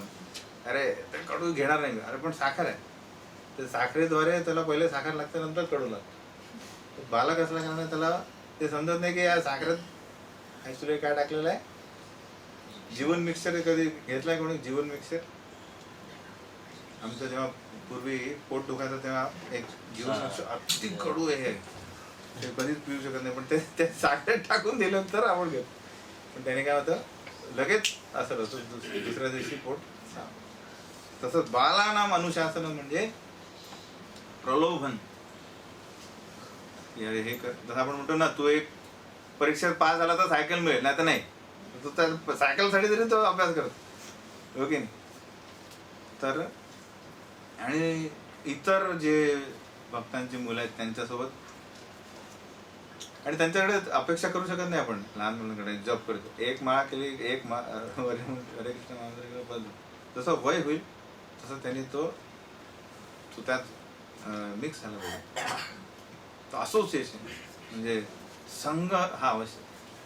ऍटलिस्ट तो भक्तांच्या मुलांमध्ये राहतो तर त्याचे ते वाईट संगत नाही होणार. आलं कसं, तर जसं एखाद्या ग्रुपमध्ये समजा कराटेचे लोक हे करतात ना, म्हणतात त्याला व्यायाम करतात, तर सगळे कराटेपटू नाही होतील, पण तरी त्यांचं शरीर तर व्यवस्थित होईल. म्हणतात तू त्याचं टाकलं त्या ग्रुपमध्ये, फक्त तुम्ही ऍडमिशन दिली त्यांना, हो की नाही. सगळेच कराटे चॅम्पियन ब्लॅक बेल्ट होणार नाही, पण त्यात राहून तो काही व्यायाम केल्यानंतर तो फिट तर राहील. येतं लक्षात. ते असोसिएशन आहे. तुम्ही एकदम अपेक्षा करू नये, झालं तर बेस्ट आहे, पण त्याला जास्तीत जास्त प्रेम आणि प्रोत्साहन देऊन त्याला आपण व्यक्त करू, जसं आपण पण झालं वेगवेगळ्या कारणांनी प्रोत्साहित. 44वा श्लोक. अहो बत महत्पापं कर्तुं व्यवसिता वयं यद्राज्य सुखलोभेन हंतुं स्वजनमुद्यः. तो म्हणतोय, अरे रे रे, आम्ही भयंकर पाप करण्यास तयार झालो आहोत. हे किती चमत्कारिक आहे. तो आता त्याच्या स्वतःच्या दुनियेत आहे, आणि त्याने एक मुद्दा घेऊन त्याला, जसं आपण वादविवाद करतो तेव्हा काय होतो, वादविवाद करतो तेव्हा एक तर पॉझिटिव्ह निगेटिव्ह असतो.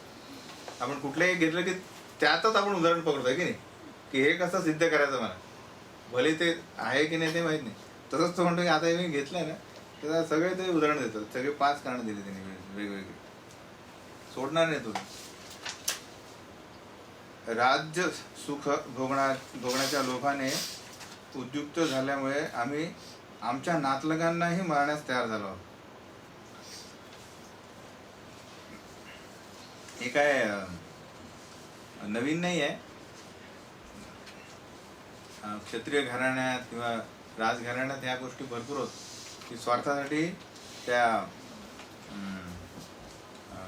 राजगद्दीसाठी किंवा त्या सिंहासनासाठी बरेच लोकांनी आपापल्या नातेवाईकांना मारलेलं आहे.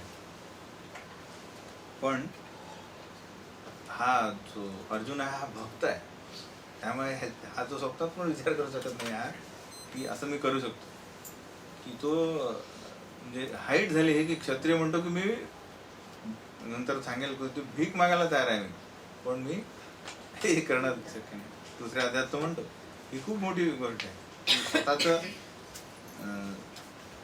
म्हणजे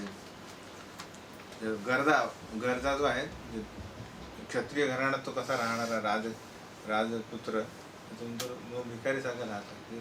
त्याच्यात तो हा जो मुद्दा आहे त्याने पूर्णपणे तो त्यांनी गुरफटलेला आहे त्याला, की युद्ध केल्याने काय होईल, की माझा पराभवच होणार अशा याची.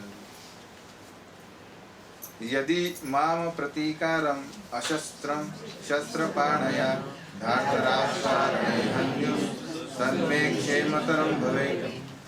तो अशा याच्यात म्हणतोय की तो शस्त्रधारी धृतराष्ट्र पुत्रांनी माझ्यासारख्या निशस्त्र आणि प्रतिकार न करणाऱ्याची हत्या केली तर तेच माझ्यासाठी अधिक चांगले होईल. म्हणजे आता याला क्षत्रिय म्हणू का आपण, म्हणजे एका तऱ्हेने, पण ही ती त्यात याला म्हणतात गोंधळून जाणे. कधी कधी होतं की आपण समजा परीक्षेत जातोय आणि असं मध्ये मनात विचारतो, अरे मी समजा नापास झालो तर, जरी आपण बऱ्यापैकी अभ्यास केला असेल ते एक मनात विचारतो, अरे नापास झालो तर मग जाऊ दे, आपण मी देतच नाही. काही जणांची असतंच की नाही मी नापासच होणार तर कशाला नाही, पण एवढा अभ्यास केलेला तर एकदा ट्रॅक आहे की नाही ते करणं जरुरी आहे. तो म्हणतो नाही नाही नाही नाहीतरी परत त्यांना येऊन मला मारू द्या, इतपत म्हणजे प्रयत्न करणे पण सोडून दिलेले त्यांनी, की याला म्हणतात ती गोंधळून जाणे, नेहमी पूर्णपणे गोंधळून जाणे.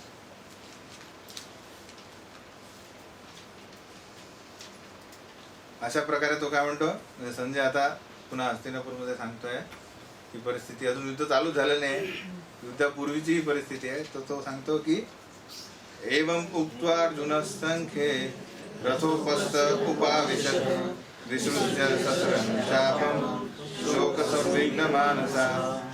उपाविशत म्हणजे तो बसला, रथात बसणे हे कधी बघत नाही आपण युद्धात, पण अर्जुनासारखा व्यक्ती युद्धाच्या पहिलेच काय करतो, ॲक्च्युली त्याने पूर्वी सांगितलं की काय माझं पूर्ण शरीर थरथर कापताय, घाम फुटलेला आहे, सगळे रोमांच उभे राहिलेले आहे आणि गांडीव हातून सुटलाय आणि तो रडतो पण आहे आणि नंतर तो बसलेला.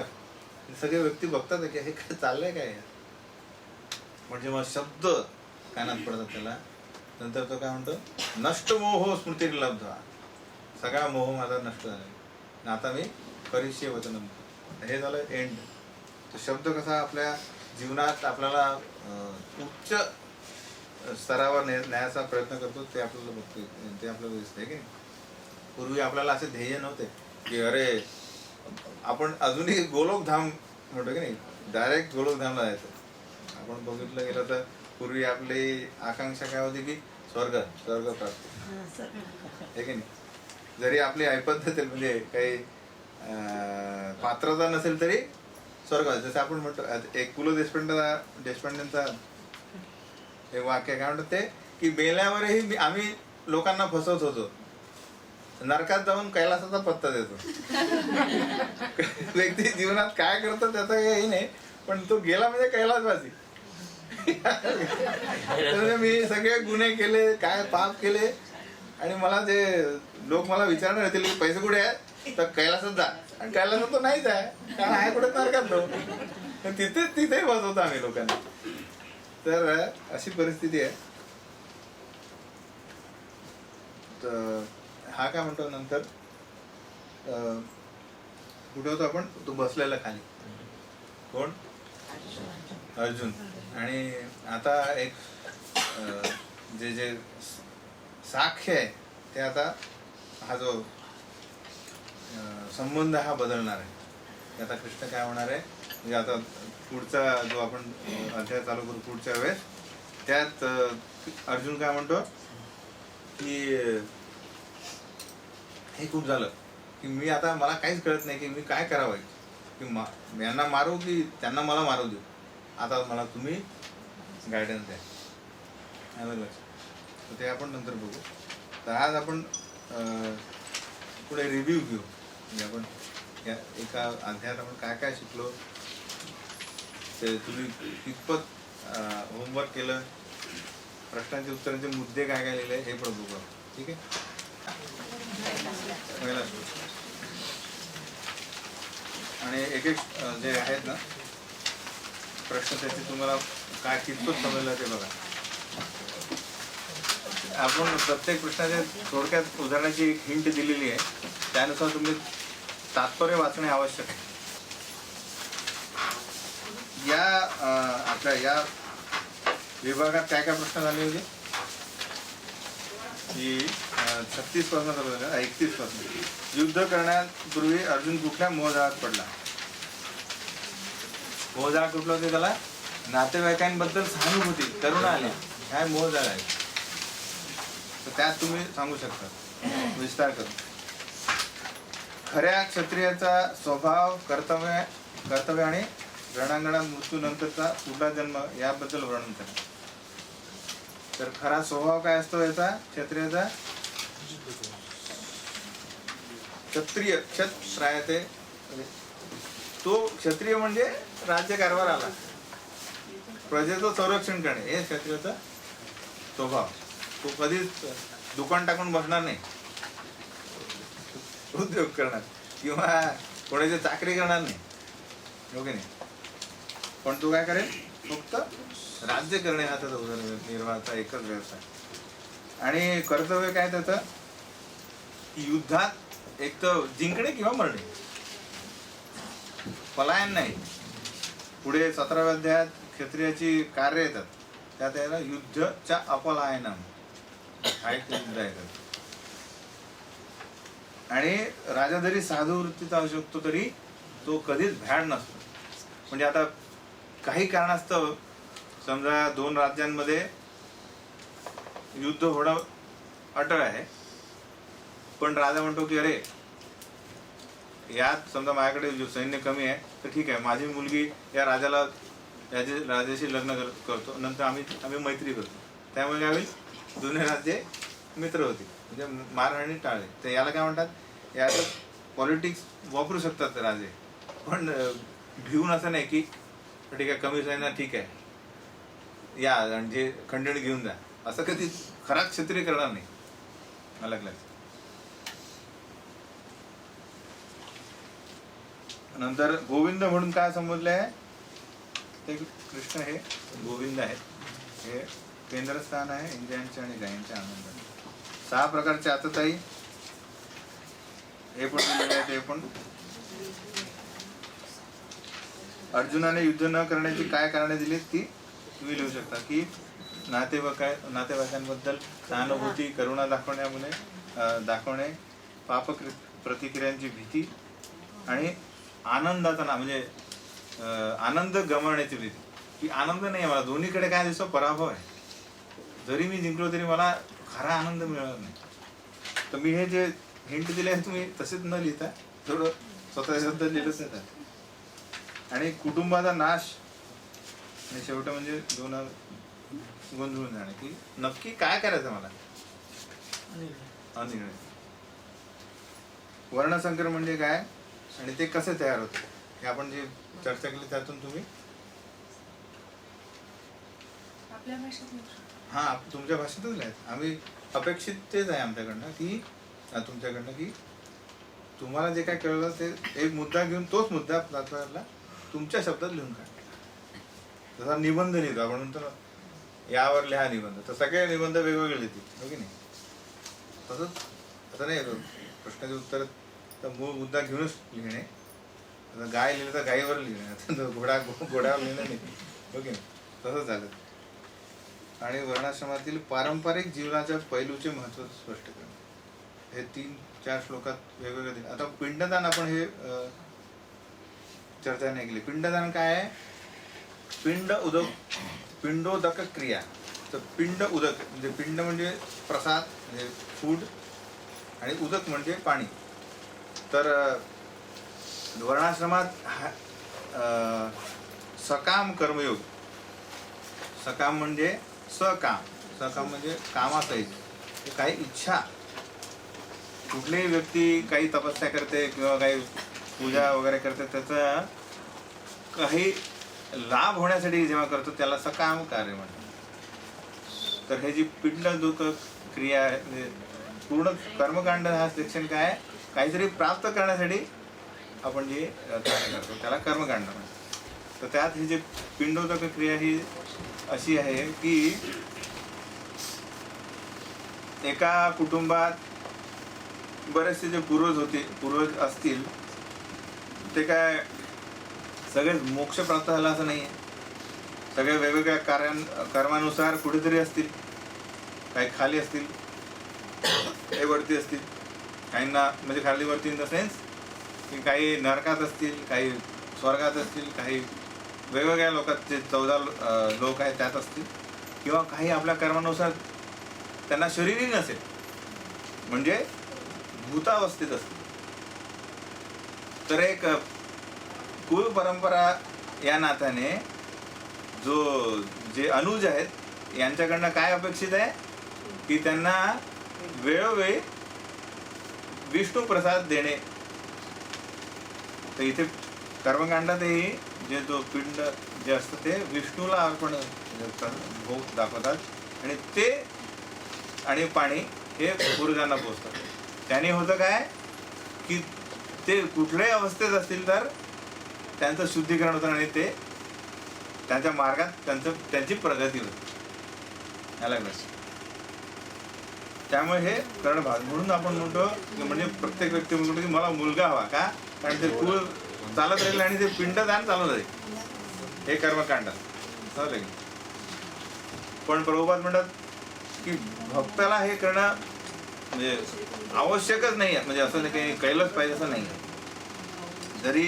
तरी आपण या कलियुगात आपण असं काही असं फर्म म्हणत आहे की केलंच नाही पाहिजे असं.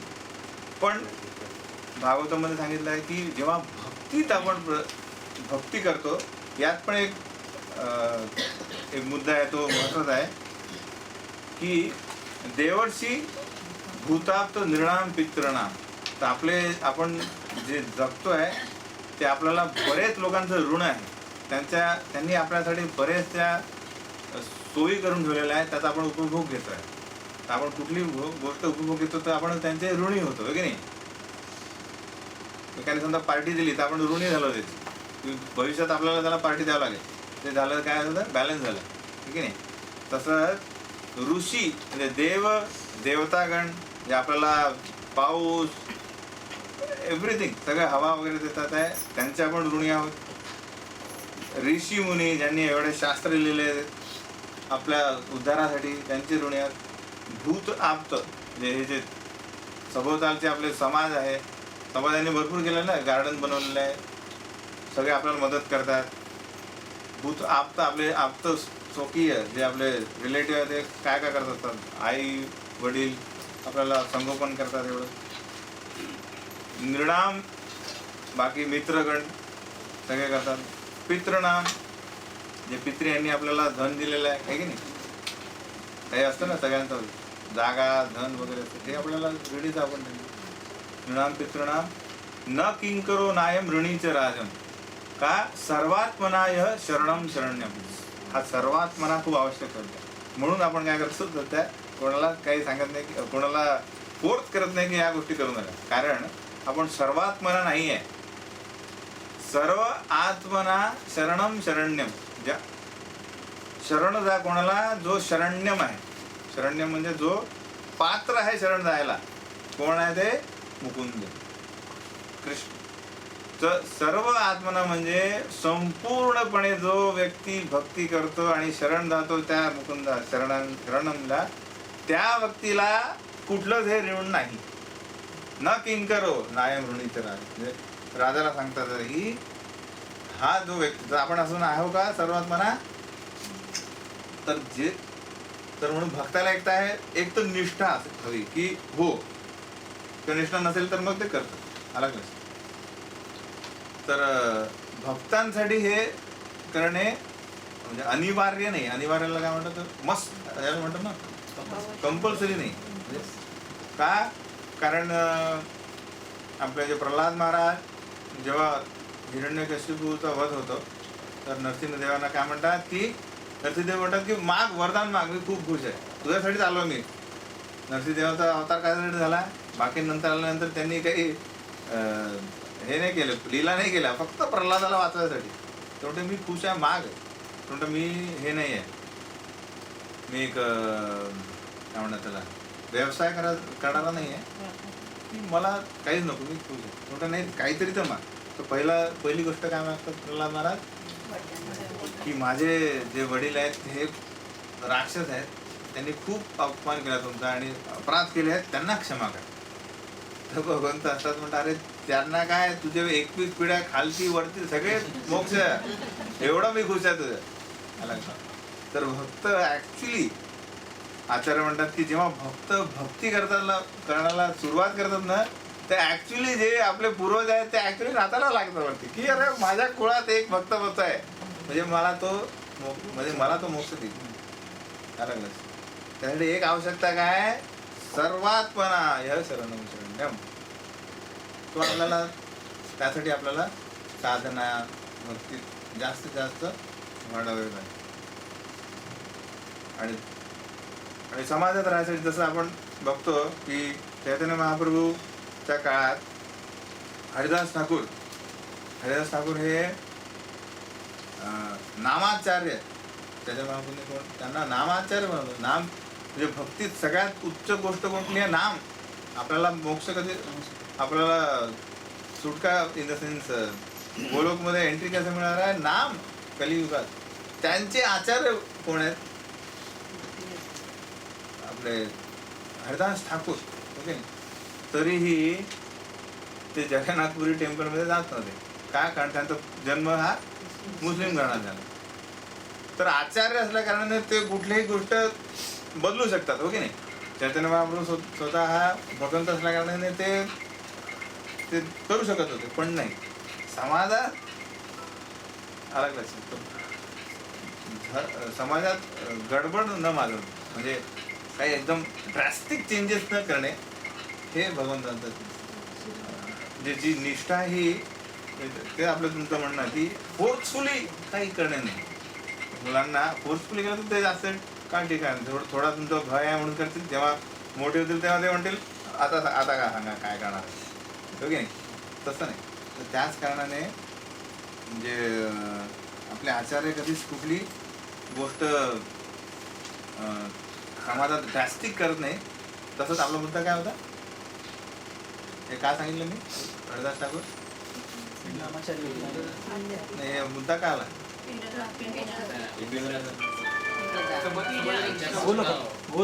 हा नाही भक्तांनी या गोष्टी करणे न करणे यात आपण फोर्स काय नाही देत कारण हे सगळं म्हणजे घरचे म्हणते रे काय तू एकदम भक्ती चालवलं तर सगळं जे इतर व्यक्ती कुटुंबातील जे भक्त नसतील ते एकदम गडबड वाजवतले की नाही हो की नाही समजा आता तुम्ही समजा आहे तुमची पत्नी भक्त नाही आहे ती जी पारंपरिकरित्या काही करते आणि तुम्ही म्हणा हे काही नाही मी आता भक्त झालो ते म्हणजे काय तो वेळ लागला तुम्हाला हो की नाही जोपर्यंत ती व्यक्ती नाही करत ड्रास्टिक चेंजेस कधीच भक्त कधीच करत नाही कुटुंबात नाही ना समाजात मी जस्ट तुमचं कॉन्सन्ट्रेशन बघायसाठी बघितलं विचारलं आला लक्ष तर ते एकाग्रता हवी आला लक्ष तर या प्रकारे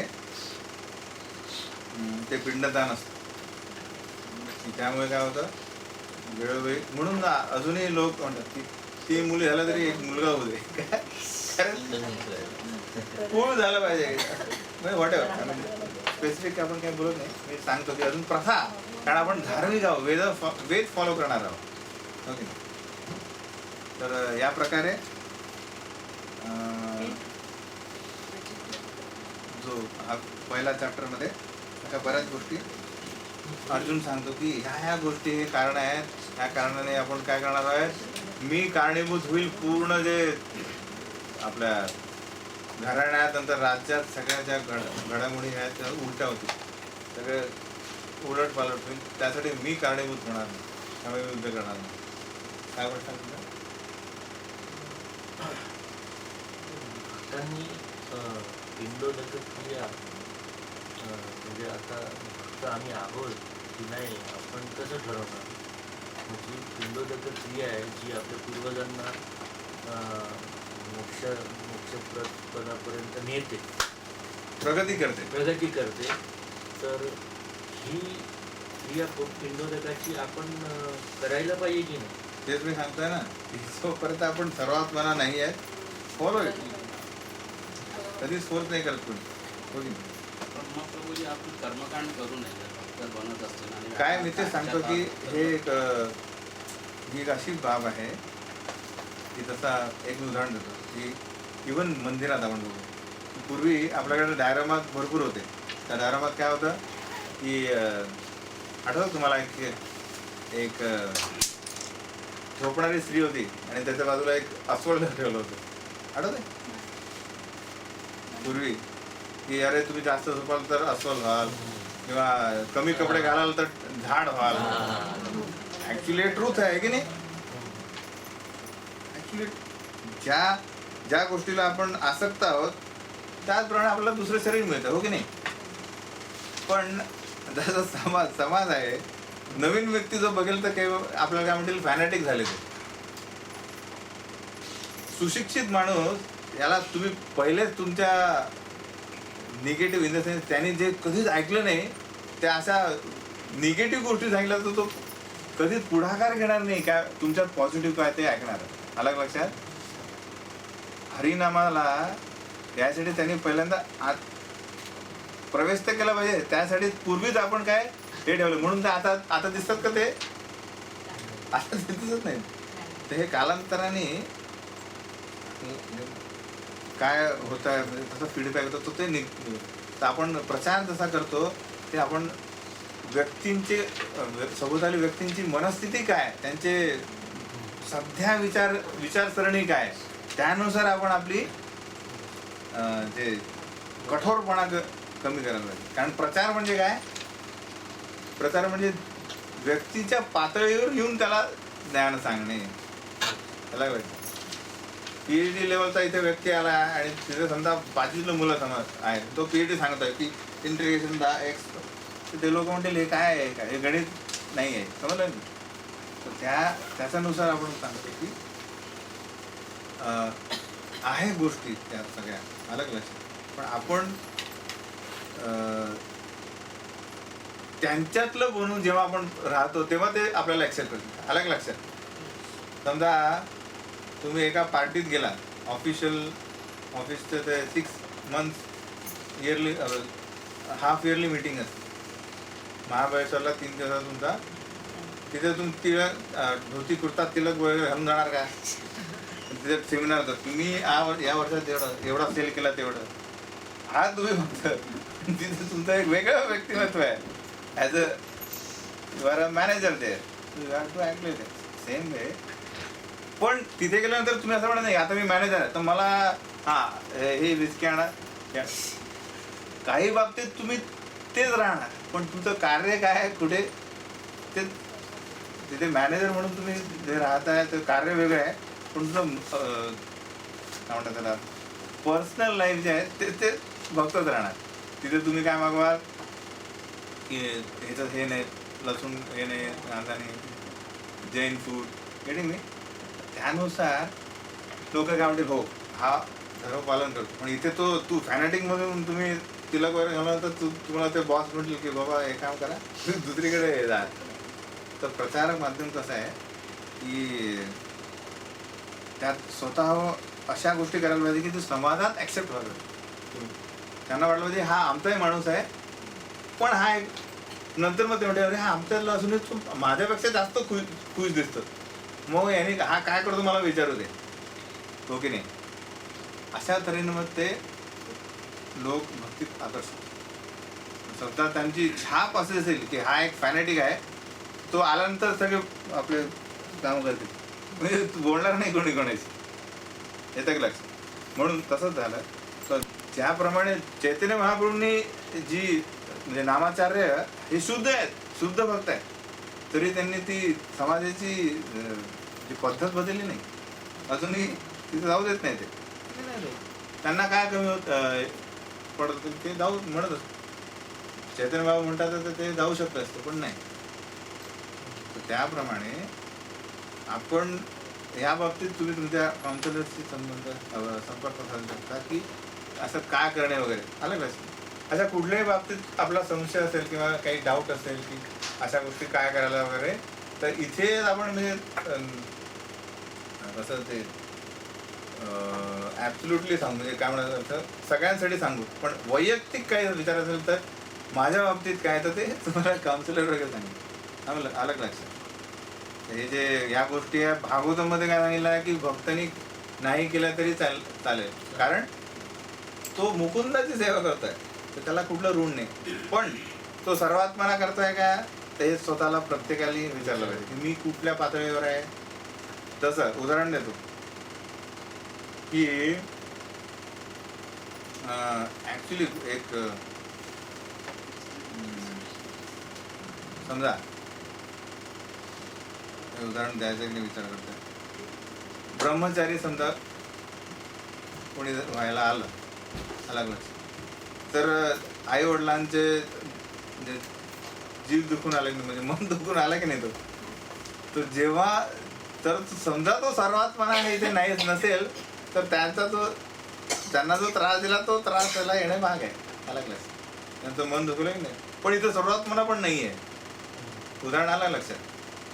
त्याचप्रमाणे तुम्ही समजा सर्वात्मना भक्ती नाही केली आणि पिंडोदक नाही केलं तर त्यांचं ते आलं ऋण आला क्लास ते ऋण तुम्हाला फेडावं लागेल. मग भागवतम काय सांगताय सर्वात्मना हो नाही तर मग करत राहा. पण भक्त असल्यामुळे आपण काय करणार वरिष्ठांना विचारणे की काय करणे तर ते बरोबर गाईड करत आला लक्षात. तर हे वैयक्तिक बघून सांगतील की तुमची परिस्थिती काय तुमचा घराणा सगळेच भक्त आहे का सगळे नाही आहे ते व्हॅरी होईल. काही घराण्यात आहे की 2 पिढ्या सगळे भक्त आहेत सगळे माळकरी आहे. काही घरांमध्ये एक असेल तो गिटार वाजवतो नो गॉड डझंट एक्झिस्ट त्याच्यासोबत पण तो मुलगा आहे तर काय करणार. तर तिथे तो कुटुंब फुटणार असेल बायको म्हणेल की आता आपण डायव्होर्स घेऊ अशा बाबतीत असेल तर ते त्यात काय फायदा मग तुमचे ते जे गुण फॉलो करणे. आलं लक्षात. हे 2 उदाहरणं लक्षात ठेवा. इथे डायनामाज आपण चेंज केले का केले कारण इथे जे लोक राहणार त्यांना डायरेक्ट इम्पॅक्ट दिला तर ते काय होतील पहिलेच बंद होतील कान बंद करून टाकतील की मला तुम्ही काही सांगू नका कारण तुमची पहिलीच इमेज काय की मला समजलं नाही आली की तुम्ही एवढे फॅनेटिक काय. तर पुढच्या वेळेस आपण काय करणार आहोत, या सगळ्या म्हणजे प्रश्न उत्तर तुम्ही पाठ याची टेस्ट होईल. ठीक आहे, यातले काहीच येतील, पूर्ण नाही हे येतील. पुढच्या शिकतोय